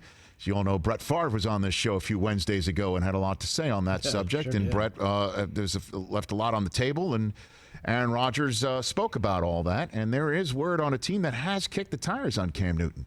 That's all coming up in an NFL roundup later on in the hour, in which Luke Wilson, the actor who's in DC's Stargirl on the CW, that's premiering tomorrow night.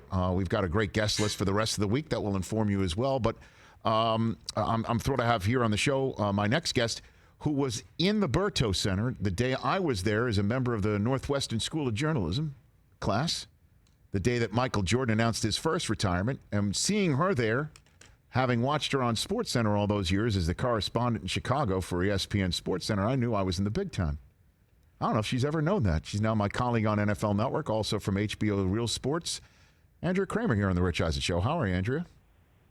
Hello, Rich, and I did not know that. That's a true story. I certainly saw your youthful visage on The Last Dance in your previous life as a SportsCenter anchor, but I did not know that you were there as an up and coming journalist student then. I was indeed, and I just remember that day being out of body. It was wild how many people were there in the room that day, and it must have been for you too. Obviously covering Jordan as you did, and then seeing all of this back on The Last Dance. Did you learn anything from The Last Dance, Andrea? That's an interesting question. I think that the biggest thing that I learned is that I was disappointed that after all these years, Scotty didn't figure out that not going in with 1.8 was a good decision. That was certainly one takeaway I have. Right. But, it's interesting. As you point out, I'm so associated with the NFL now, but when I went to Chicago in 1989 to open ESPN's bureau, I was on the basketball beat, and I did the Pistons' first two championships and all the Bulls championships, and it was so I was around quite a bit. The complete opposite of what I just said about Scotty, how Scotty hadn't learned anything from that experience, but with Michael, I appreciated that he stayed true to who he was. I appreciate that after all these years, he's going to look at what Isaiah Thomas said and kind of call BS out on him. Like, no, you can't change what you're saying now. He was fairly unvarnished, and I don't know that I learned anything about that, but I was happy to see that he was still pretty genuine. And if anything, Rich, maybe you feel this way a little. I've kind of reveled in looking at younger people looking at Jordan. I've kind of joked with John Madden, people forget that he was his Hall of Fame coach. It's all about the video game and that, the bluster and the this and that. Right. But with Jordan, okay, yes, that he, with the shoes and the sneakers, and yeah, he owns a team now. And, of course, he was a great player, but they didn't see him. They didn't get to see him the way we saw him. All the games that I sat through, even then, this is an oh-my-God moment. Still watching some of this video that I've been in the stadium for, I still go, oh, my God, did he really do that? Right. Is it fair to say that ESPN opened a Chicago bureau with you because of Jordan? Is it fair to say that? Because Jordan and Ditka. Ditka. In fact, it was really funny because when ESPN opened the bureau, they had sort of a welcome to Chicago party, Right. and it was held at Ditka's restaurant. Why not? So it was that was a memorable night. Steve Bornstein was in attendance. Figure that one out. Yeah. So I sorry. No, sure.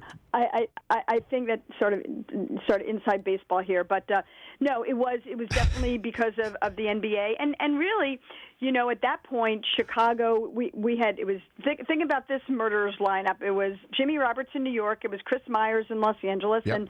and I was in Chicago, and there was so much going on in Chicago at the time. It hadn't really blossomed into the Bears already won the Super Bowl, but it was just as the Bulls were coming around here, and Jordan was certainly there, and I think that was a big reason for it.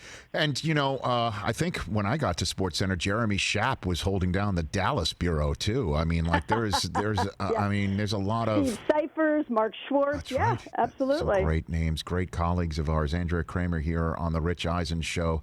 Did you think at the time that what did you think of how The Last Dance handled Jordan's first retirement and the question of gambling and that? How do you think that got handled, Andrea? Well, at least they mentioned it. At least they mentioned it. I think, which is, journalistically, I think they had to. The most important part of that was just, the intense view that we had on Jordan with respect to his dad passing away. Right. Because that was so instrumental in so many decisions that he had, and I don't think people really understood the depth of the void that James's murder left on him. But yeah, there was the thing about Jordan that I know I always appreciated about covering him, and you have to understand from my standpoint, Rich, I was there for the good, the bad, the ugly. When he came back from Atlantic City and being in that media scrum and asking him about that, and going down to North Carolina and covering the Slim Buller trial that Michael had to testify in, and schlepping to Birmingham and covering the Barons. But building up that relationship with Michael, probably the biggest story I ever broke was Jordan coming back to the NBA and then doing the first interview with him when he did come back. And that was based on just, I was there, you know what I mean? I wasn't just there for some of the good times, and I think that, I guess Michael respected that, and that's why he did give me the access that he did. And so I feel that you could really ask him and get into things with him that he was going to be honest about. But yeah, I think at least they mentioned it, and he never did anything wrong. There's no question about that, and I think that they handled it as best as they could, considering that this was a documentary overseen by Jordan, his management people, his longtime agents, things of that nature.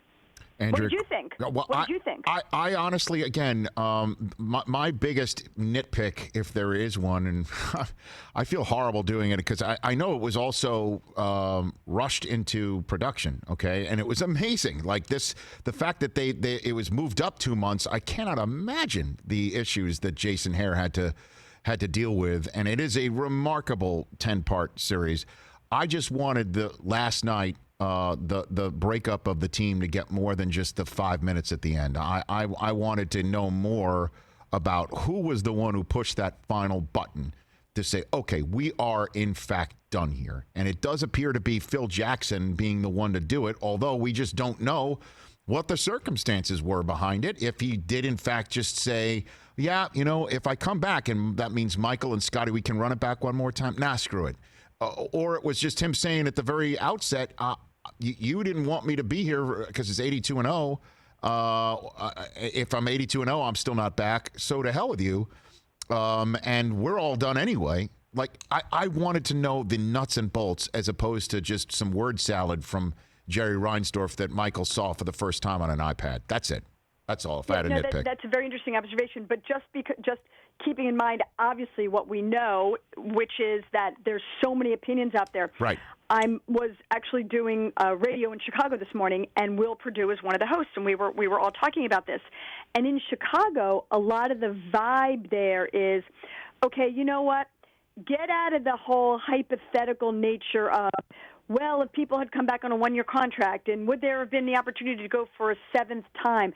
Nobody wanted to hear that. They wanted kind of more of a celebration of what the 6 titles meant to the team, sure, to the individual. So it's just interesting how there's obviously so many different perspectives on that. But I agree with you. A deeper dive into at the ultimate moment. Because at one point, Ryan's sort of saying, well, maybe we should have all come back. And then he's saying, no, it shouldn't. So I agree with you. There was a little bit more gray area than you might have liked for the end of this tremendous 10-part series. And it's funny because, as you pointed out, when everything kicked off, I emailed Jason Hare, the director, and I wished him well. And I said, it must be feeling like you're about to give birth. And he goes, yes, except that we're still editing the final two, shows. And I said to him, oh my God, I got visions of Network, running down the hall with the final tape. I got it. Here it is. Exactly. But I was always wondering, how are they going to end it? That's what.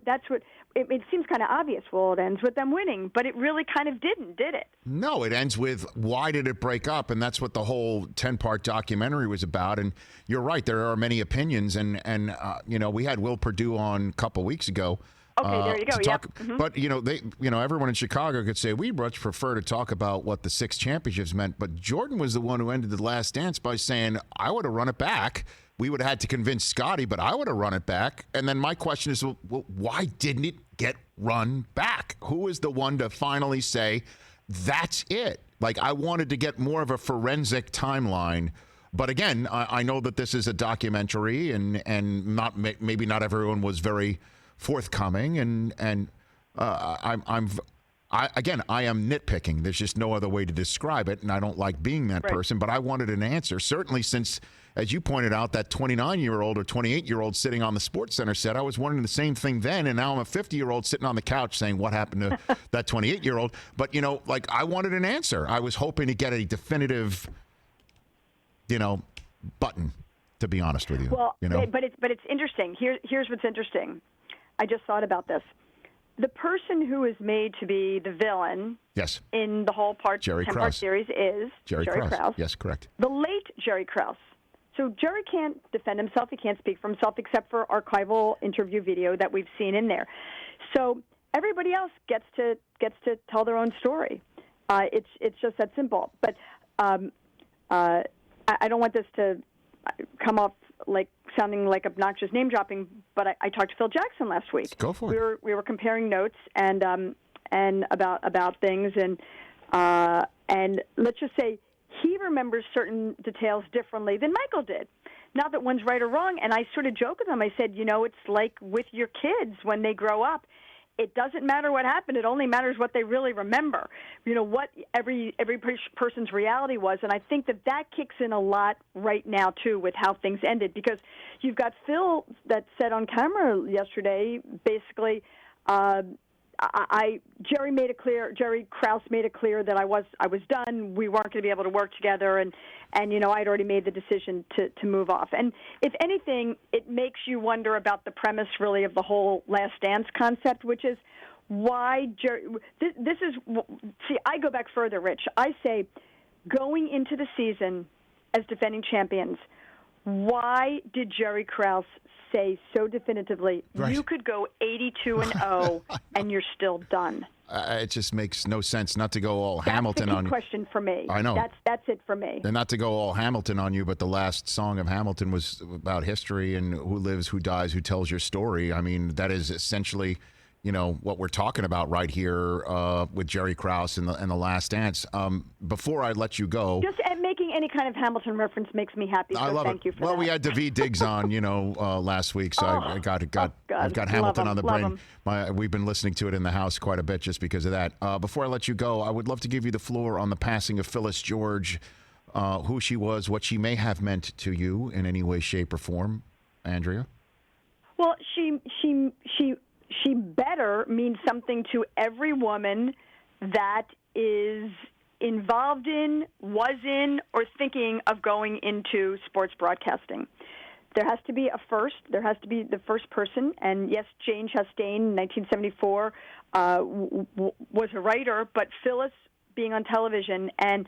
It's think about it. If I told you today, Rich, well, there's a Miss America that your network is hiring, you'd roll your eyes. Well, guess what? They rolled their eyes back then, but Phyllis she had so much courage and she overcame so much. And this one thing I respected about her is she knew what she knew and she knew what she didn't know, and she played to the strengths of her game. And that was relating to people, that was being able to get people to open up to her.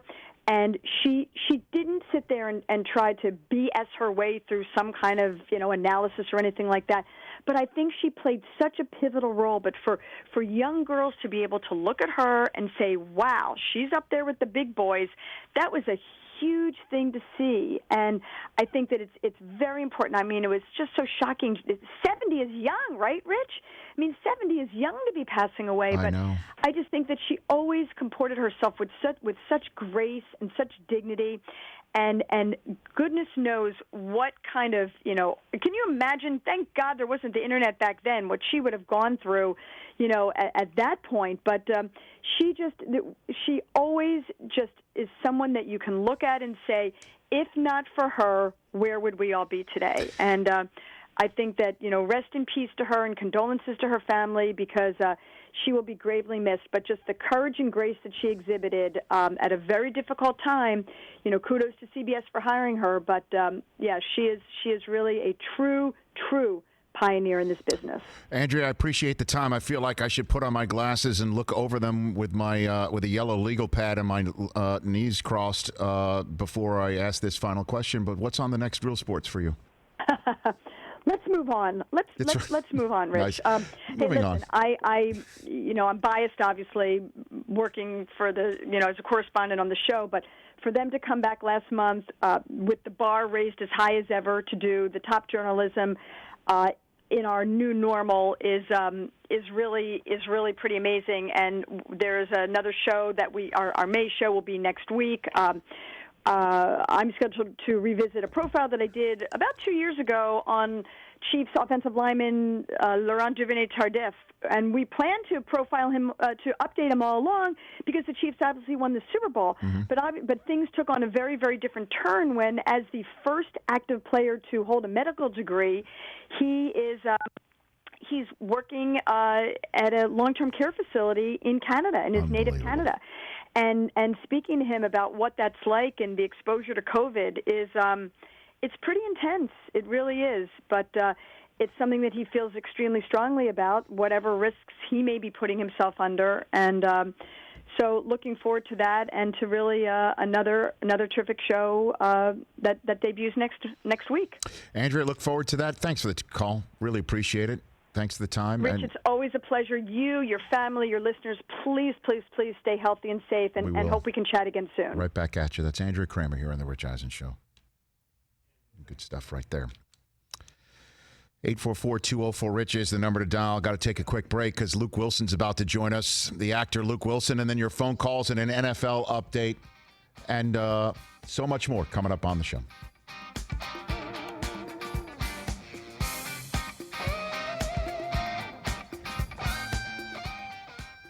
Okay, let's take a couple of phone calls. Peter in Connecticut's been hanging on for some time. I want to sneak him in here. What's up, Peter? Yeah, hi, Rich. Great to be on the show. Thank you. Thanks for being here. Jerry Krause is getting hammered, but I think he's the genius behind all this, and I really think that he knew the end was coming. He was going to motivate, and probably Michael doesn't even know this, he was going to motivate Michael to the nth degree to get 2 3-peats back-to-back.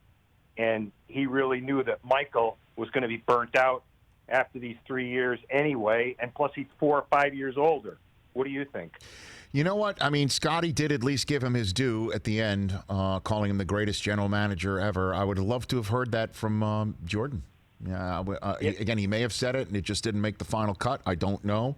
And obviously, Jordan has got a lot of grievances, and Jordan is the greatest of all time, and many reasons why they won 6. Obviously, everybody needs help. It is a team game.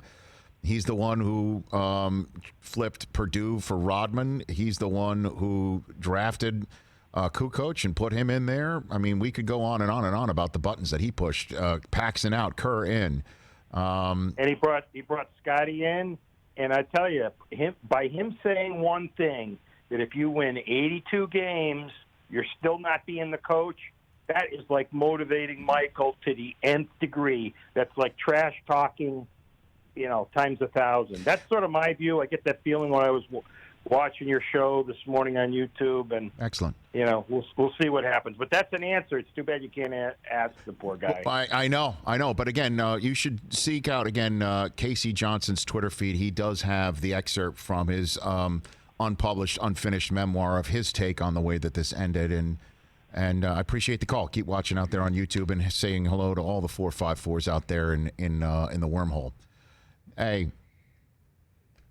I know he got grief when he said that this is a great organization, and it's just like, okay. Well, organizations win championships. You sound like Bill Wennington talking about the day you combined for 57 with Jordan in Madison Square Garden. But yeah, I mean, pretty damn good organization that you drafted the way you did. You built the team around it the way you did. I mean, Oakley for Cartwright. Also, I know it's a great move, man. I know Scottie Pippen hated that deal that he had, but think about having Pippen on the cheap like that allowed to have all these other parts that were integral to the title run. If Jerry Reinsdorf told Jerry Krause redo the deal, guess what Jerry Krause would have done? Again, Reinsdorf sits there and Reinsdorf is getting off kind of scot-free in this thing, but he only did what he was told to do, I imagine. He wasn't freelancing out there. Back in a sec.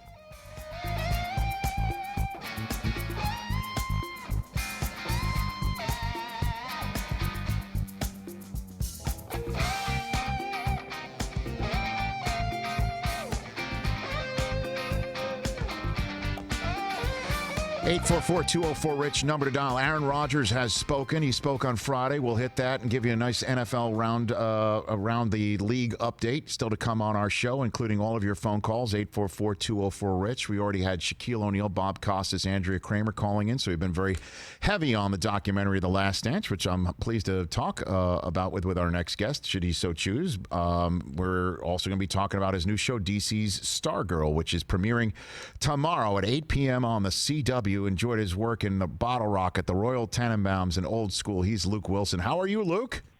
Hey, Rich. How's it going, man? I'm hanging in. Good to talk to you. Good to chat with you. Have you been watching this documentary? It's all good if you haven't. There's lots going on in the world. This is the Jordan documentary? That's the one.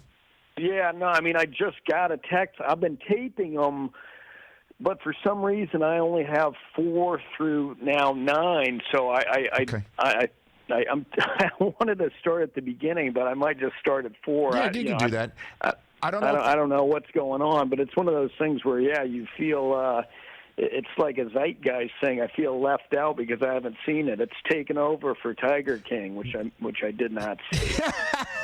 Well, here's what I want to tell you, Luke, and I'll just treat it gingerly. They break up at the end. I hope I don't spoil it for you. Yeah. Okay, but I can't wait to see it. And I was talking to a friend in Dallas yesterday, and it said it has stuff about Jordan's father. And I just always, like everybody else, just loved him. And I can't wait to see it. And just such an interesting dynamic with Phil Jackson and all those other players, and I can't wait to see it. But pardon me for not being up to date on it. You know what, Luke? There's life, and not everybody's able to just sit around and watch television the whole day. No, I can't. I've got a bad system. I don't know what happened. Believe me, I've got the time. I love it. And it's funny. My old SportsCenter days popped up right at the end there. Have you just been coming across, just watching in quarantine, just chilling out any of your old work at any point? Have you seen anything? No, but I mean, I have noticed, I've been they really show Legally Blonde a lot. But I've seen Old School on there a few times too. It is funny what they're showing on ESPN or the Golf Channel. I had two, my brother Andrew and another friend texted me at the same time, and they said, watching Jack's press conference from '86, after he won the Masters. It's incredible. You know, they were talking about it like it was happened. That's how kind of sports starved they were. But I was bummed out. I didn't know about that Seminole match. I've just been waiting for that one with Tiger and Phil and Peyton and Tom Brady. I missed that Seminole match yesterday. Was cool looking. Yeah, it was. It was. Hey, Luke, if you want alerts, I can give you if you need some, I can give you some alerts here. I mean, I really don't know how I missed the Seminole one. I'd never heard of it.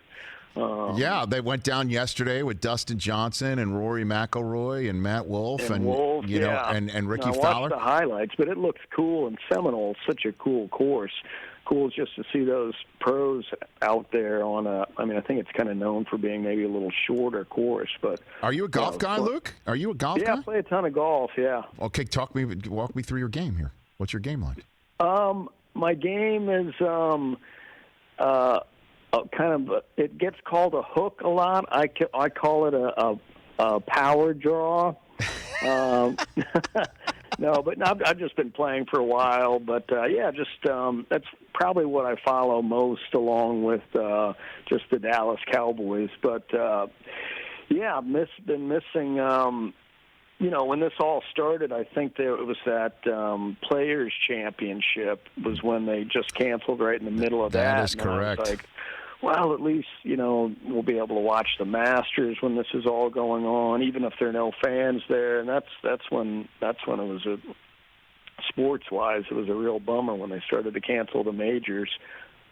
Luke Wilson here on the Rich Eisen Show. I know your brother Owen was a Cowboys fan. I didn't know. Is that a family thing? The Cowboys? Yeah, we just grew up in Dallas, and so grew up following them. You know, we were from that kind of Tom Landry, Roger Staubach years when we were kids. So yeah, still Cowboys fans, and just kind of hope they can get it going again. It's been quite a drought since the Aikman days. That's right, Aikman, and I work with Michael Irvin all the time. He's quite the character, Luke. I've gotten to run into Irvin here and there out in L.A., and I go over on the Fox lot. He was my favorite player, so it's so cool to get the chance to meet him and talk with him.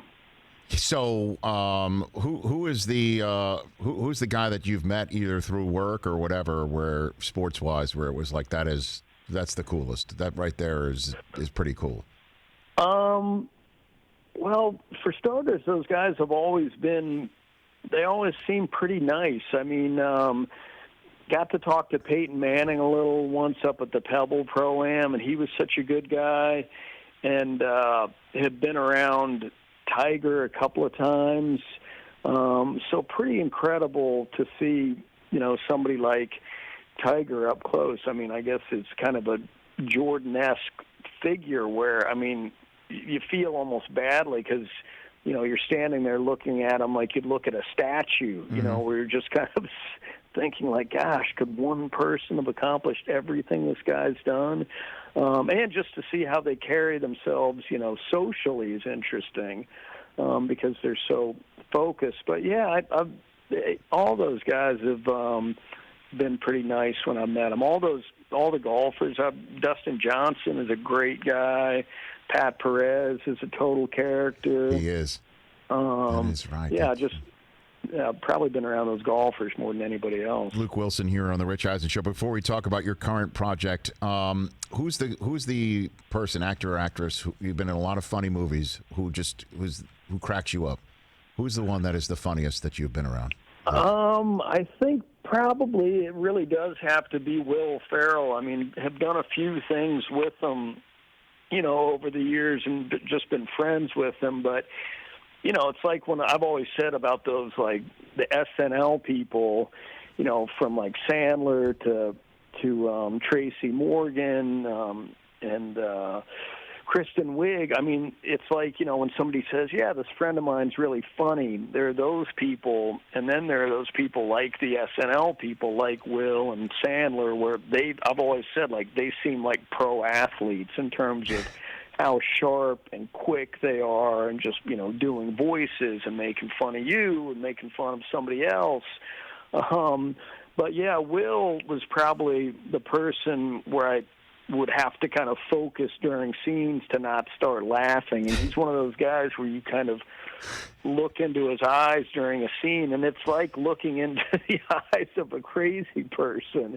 And, you know, I feel like with me sometimes he'd see, like, okay, I've got this guy on the ropes. He's going to start laughing. And then he'd really put the pedal down. And I started doing this thing, and I just told him I did it with him, where I would start, you know, it's like they'd do his angle, then they'd do my angle, and he'd be off camera. And I would just look at, like, his hairline or down at his chin. I would just stop looking at his eyes because I would feel like he would just make me start to laugh. But, yeah, and Sandler and Tracy Morgan, too, are just incredible. I mean, Tracy Morgan's one of those guys where, you know, he'll be just doing kind of bits all day on set, and then you hear him on Howard Stern, and he's doing the exact same thing, and you're like, this guy's just constantly, like, working on material. He's workshopping it. He's workshopping it. And but just making it seem like he's having a conversation with you. And then maybe on the flip side, what was it like being on the set with Gene Hackman?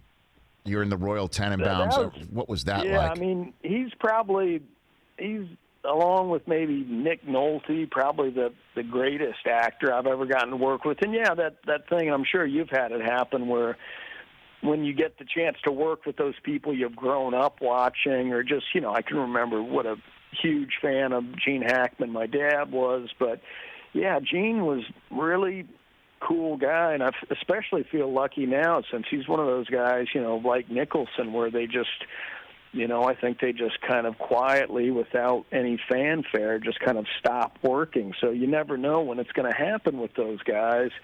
But Gene was really cool guy, really intense, never left set, you know, would just sit there all day, and was fun to talk to about, you know, he would talk to you about his past and getting started and, you know, different people he'd worked with. And, yeah, just a really cool guy. I mean, I was just watching some of the French Connection just over the weekend when I was channel surfing, and just his portrayal of Popeye Doyle is just incredible. Well, I mean, they'll pick your feet in Poughkeepsie, but to me, Hoosiers is my favorite sports movie of all time. That's number one for me, and him as Coach Dale in that movie is the greatest. Yeah, Luke. It's incredible. And I did a sports movie in the fall in Texas called 12 Mighty Orphans, and that was one of the first things. I mean, I feel completely familiar with Hoosiers, but I was like, well, I'll just watch it again just to see if there's anything I missed. But yeah, it's so good, and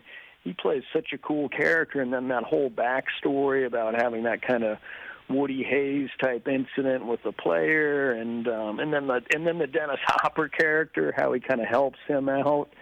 It's all really cool. Luke Wilson here on the Rich Eisen Show. All right, before I let you go, tell me about your latest project. DC's Stargirl premieres tomorrow night, 8 p.m. on the CW. I'll give you the floor, my man. Yeah, this is it's from that. I'd never really. I mean, I feel like, you know, talking about the movies, I'd done kind of every genre. I had done kind of like westerns and you know, romantic comedies and dramas, but had never worked on one of these superhero projects. So yeah, I play this character, Pat Dugan, who was the sidekick to a superhero named Starman. And I mean, I'd always say, like, he reminded me of like the equipment managers in high school. Like, I always liked those guys just because they might, you know, they might not be right for the team, but they wanted to be a part of the team. And still, like, going to NBA games, I'll always, like, check out the equipment managers, because I'll think, if these guys win the championship, like, that guy gets a ring too. Like, how cool is that?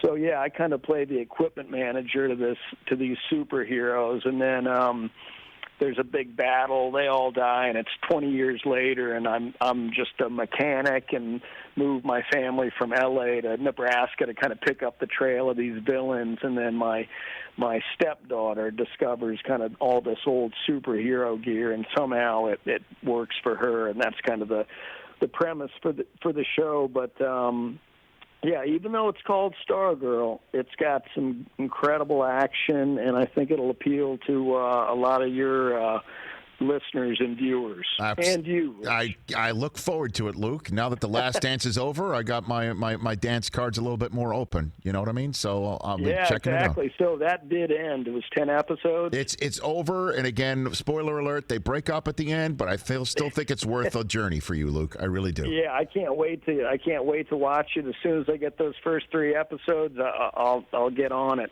But thanks a ton for having me on, man, and thanks for being on the air. I appreciate you saying that, Luke. Let's do it again.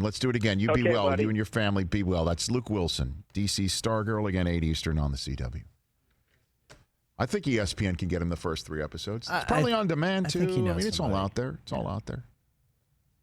Let's take a break. When we come back, we empty your phone banks. 844-204-RICH. We'll take all your phone calls. Aaron Rodgers has chimed in on the subject of Jordan Love. So far, we only heard Brett Favre's take on what Rodgers felt, but we hear from 12 himself coming up.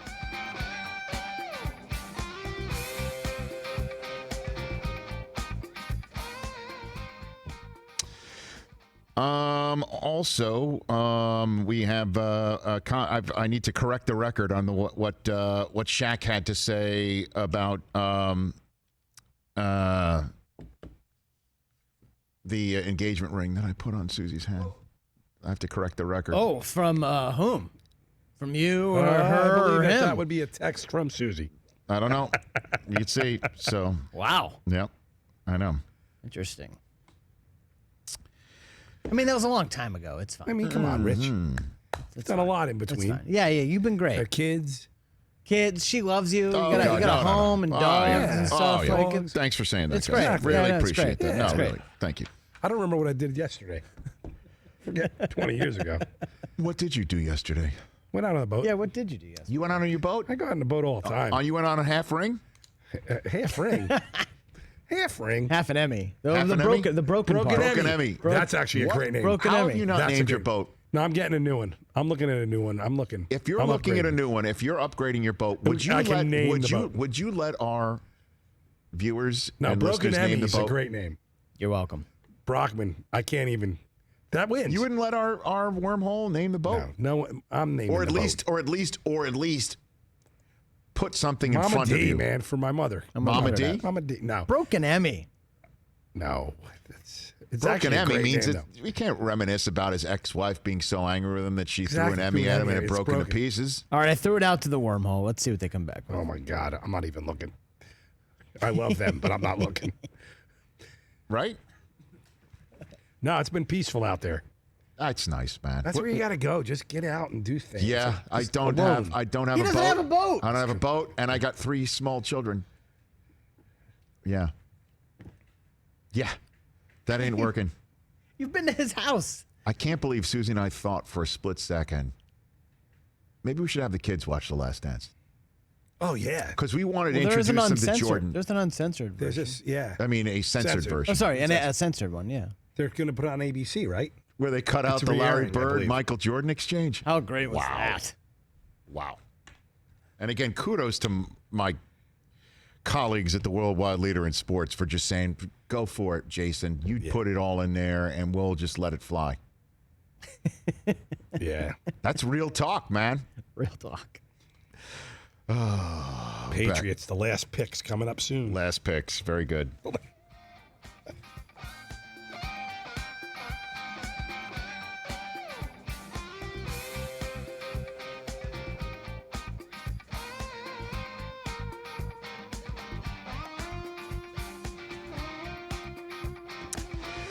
Eight 844-204-RICH. We'll go to the phone lines in a second. Been a fun show. Luke Wilson, great chat with him. Andrea, Kremer, Bob Costas. Shaquille O'Neal was on in hour 2, our first hour on NBCSN. I need to correct the record on a couple of things.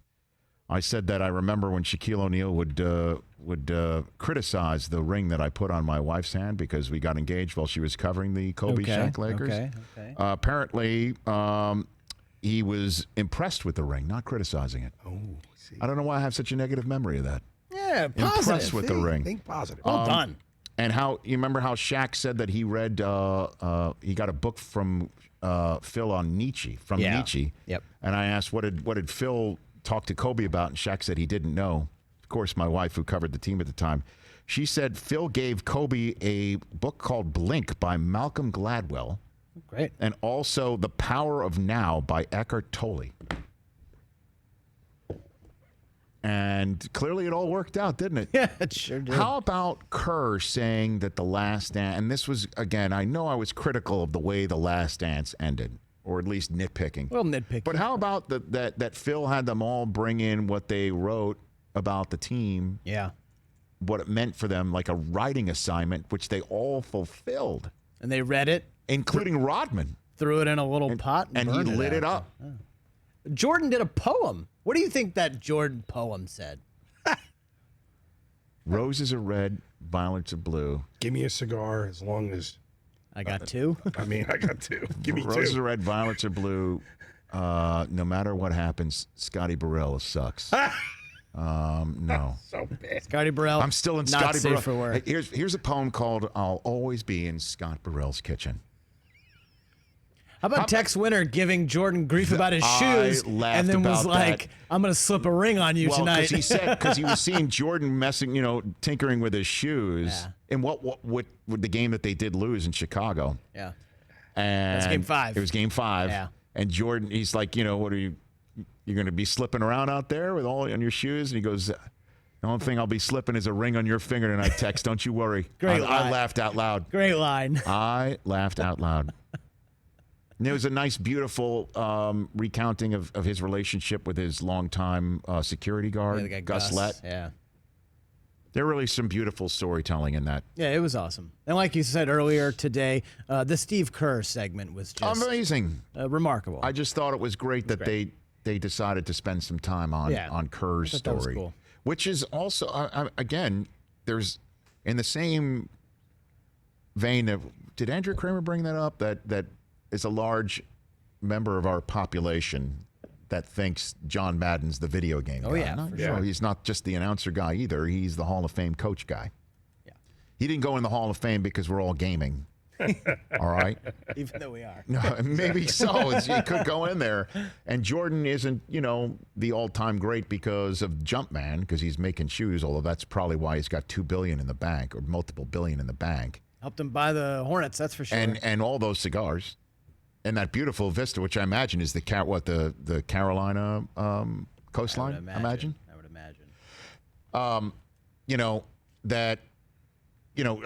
know Andrea said all that earlier about Jordan this and Jordan that, but it is kind of a history lesson here about who Jordan was, which is why I wanted to maybe have my kids sit there and watch this thing, but kind of glad that they were not watching. Time to time. Yeah. We can but that's learn them up but another the way. rawness and the realness of these guys, I think that added to it for sure. Let's take some phone calls. Here is Jimmy in Chicago. Has been waiting quite some time. What's up, Jimmy? How's it going? What's on? Just wanted to ask you. Yeah, just want to ask you a quick question about Pippen holding back his surgery till the season. Like, I thought that was just like the weird, like the most like what the heck moment. One of the most like crazy moments of the Last Dance. Just wondering what you thought about that. What you thought Michael. I thought Michael would like react like crazy to that, like just totally negative, and I thought that would totally ruin the season for them. So, just your thoughts on that. He could have. I don't know, but and it was very difficult. Thanks for the call. To when you're watching your teammates struggle as you're rehabbing from an injury that you could have rehabbed in a much more timely fashion. But to me, looking back over the 10-part series, and again, Rod Thorne is on tomorrow's show because I want to delve into the very early part of this documentary now that it's all done a little bit more. And we're still adding some more guests to kind of flesh this thing out as we're sitting through the echoes of this documentary. To me, Pippen, as Andrea Kremer pointed out, saying I would still sit out the final 1.4 seconds of that playoff game against the Knicks, that Kukoc got the shot, made the shot, and Pippen sat there leading to a tearful Bill Cartwright, let's all still come together post-game speech. That is the biggest surprise to me in terms of Scotty's, there's an I in Scotty and Pippen. again, for him to have been so underpaid for all that time, I can kind of understand, hey, I need to get myself out of here. Certainly, since we didn't even hear the conversation, as I believe Casey Johnson brought up from NBC Sports Chicago in our first hour, that Krause tried to trade Pippen in the year before The Last Dance for, what do you say, Tracy McGrady and Ron Mercer? What if Tracy McGrady was in the Pippen role, don't you think? I think that might have been a good, would you have pressed that button knowing that Pippen was potentially breaking down? Or I know McGrady's. Tough to say. You get two players, two rotation guys. McGrady ends up being a Hall of Famer. Not there yet in 97, 98. But, man, you think maybe with those pieces, maybe Mike would have stuck around another year or two. Let's go to Robert in Phoenix. You're here on the Rich Eisen Show. What's up, Robert? Rich, always a pleasure. Loved The Last Dance. One thing that actually penetrated my head was the fact that Steve Kerr stepped up to Michael and punched him in the chest when he felt like he was being bullied. Have you ever felt when you were coming up in broadcasting, you had to stand up for yourself and kind of like set somebody straight? Did you ever get into it with somebody at ESPN? Oh God, no. Feel like, hey, easy. No. The worst moment for me was trying to get my first job, period, to be honest with you, Robert, where I had doors slammed in my face, including one moment in upstate New York when I was driving around in my Honda with my tapes in the back trunk, and I'm driving around in a business suit, driving around from one TV shop to another where I'd already sent my resume reel, and I had a letter from them saying that they had received my reel, and I went and personally visited them to go face to face, to walk into their front door to say, I have the initiative of wanting to join your news operation when you have a job open. I wanted to take that initiative, and I found somebody in their home that the letter that I got from this news organization, it was like a 24/7 news organization that was just starting up in the Albany, Schenectady, Troy area of upstate New York. I'll tell this story where I showed up and I followed I stopped at a gas station to get directions for the address that was on the letter. And I strolled up and it was somebody's front, it was their house. They had yet to start their operation in an office. And a woman answered the door, and I asked for the name of the executive producer whose name was on the letter that they signed saying they got my resume. She's like, come on in, he's upstairs. I heard a flush of a toilet from upstairs, like all in the family. This person came downstairs, looked me right in the face and said, I don't take walk-ins, kid, and slammed his office door shut. And I'm standing there in my suit and tie and holding my resume reel in his living room as the lady who opened the door showed me to the front porch and asked me to leave. And I sat there thinking to myself, I will never get a job this way. And I was down in the dumps, man. It was very tough to get a door slammed in the face and to hear no. So nobody ever really got in my chest or my face like that where I felt the need to actually fight back other than just doubt. Doubt was the thing that I fought back against.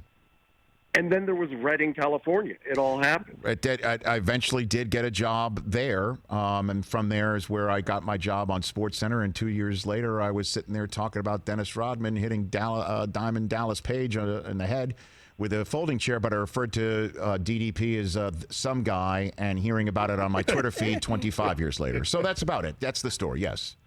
I got to tell you something, man. I think Jerry Reinsdorf should have had a summit. You know, you can't let Michael Jordan retire. You can't. You've got to figure out what is going to make Michael Jordan tick. If you don't already know, he wants Phil. You get Jerry Krause and Michael and Phil all together, and you find a way to make it work, and you just take it as far as it can go. That's right. That's correct. That's my feeling. Listen, as far as baseball is concerned, out here in Phoenix, I have seen personally activity at some of these spring training complexes, and that's all I can say. Thank you very much for that tip right there. That's sort of the Rich Eisen Show tip hotline right there at 844-204-RICH. Who do you think, I know we want to get to Aaron Rodgers real quick, but who do you think came out looking great or worse after this 10-part docuseries? Who came out looking great? Kerr came out looking great. I think Phil did. And I think Jordan did. And in terms of the negative, I think it's Krause.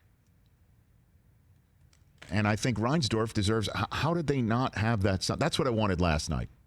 I wanted a summit. I guess it didn't happen. Then why didn't it happen? Didn't anybody just say, let's just, before we do this, let's make sure? Unless Phil's just like, yeah, I'm done. That's it. It seems like Reinsdorf's trying to cover his ass, being like, well, I said, Phil, you can come back in 99. You can come back. I know, right? You can come back and be part of the rebuild, but we're rebuilding, but you'll be back. It seemed like he was kind of being like, certainly it wasn't on me. Put it all together. If Shaq's going into Jerry West and Mitch Kupchak, I'm not saying they tampered, all right? I'm not saying that.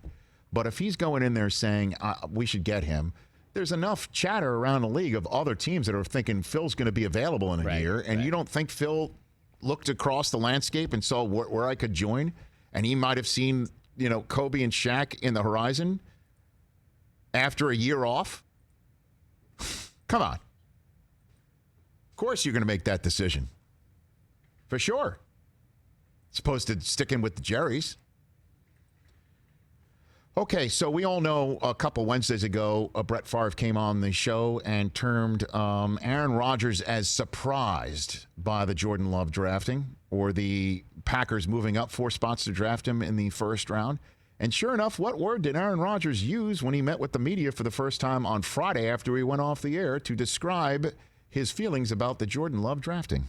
I think it's more, it was more the surprise of the pick based on my own feelings of wanting to play into my 40s, and then really the realization that it does change the controllables a little bit, because as much as I feel confident in my abilities and what I can accomplish and what we can accomplish, there are some new factors that are out of my control. And so my, sincere desire to start and finish with the same organization, just as it has with many other players over the years, may not be a reality at this point. And as much as I understand the organization's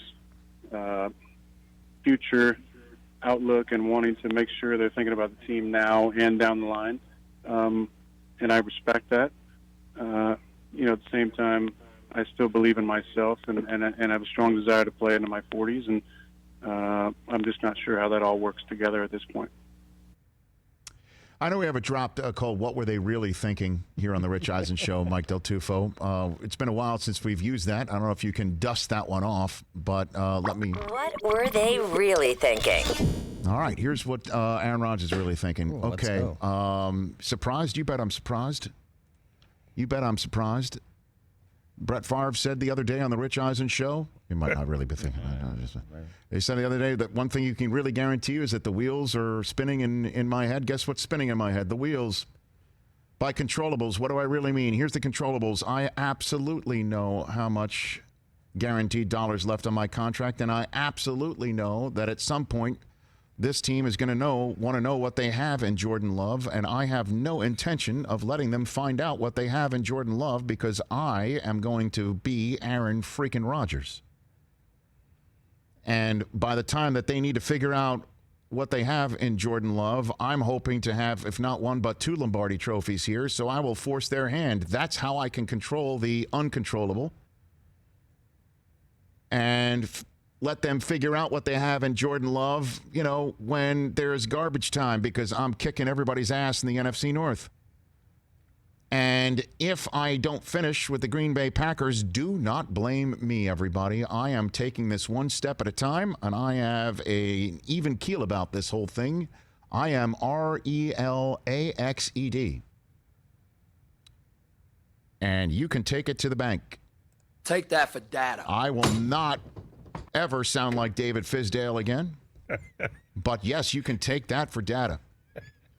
I have no intention of letting Jordan Love see this field. And I understand you want to know what you have in him, and it's your job to build for the future, but I'm not thinking that way. And if I don't finish with this team, it's not because of me. That's what I'm really thinking. As Aaron Rodgers. And scene. Just so everyone knows that I'm done play acting. Well done. Well done. Please. That's the way. That's what he's saying. I thought he handled that expertly. Yeah. Expertly, by the way. I was surprised to hear him speak at all. Well, I mean, he's got to at some point. By the way, get it out on a Friday in May, before there was actual live events for the first time in a long time, and before the Last Dance, and sneak it in Friday in May. I'm saying what I'm saying. And he was this all class about it. He said he didn't blame Jordan Love. It wasn't Jordan Love's fault. Exactly. Yeah, I mean, but the word of blame is just, again, this kid's being thrust in a situation. He intends to play into his 40s. He also understands that he is less controlling on his part. Why? Because at some point they need to find out what they have in this kid and who this kid is, so you can either flip him like Garoppolo or move on with him, like they did with Aaron Rodgers. Too far. Wild. So that Last Dance may be starting up right there. See how I'm bringing that all full circle? Well done. Thank you. Now all I need to do is just sprout a huge head of lettuce into my head, and it's 1998 all over again. Thanks to Shaq and Bob Costas, Andrea Kremer, Luke Wilson, and Casey Johnson, and you for calling in. We'll take more of your phone calls tomorrow. Rod Thorne is on tomorrow's program. Also on tomorrow's show, Frank Grillo will be on the program. Sweet. Saw him on Billions over the weekend. Oh, nice. I haven't watched yet. Will Forte's on. You know what I heard him? He was the voice of Shaggy in Scoob, which my kids demanded to rent over the weekend.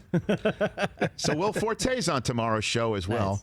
The Watt brothers, all three of them, will be on Wednesday's show, and so on and so forth. We'll update you on our guest list as conditions warrant.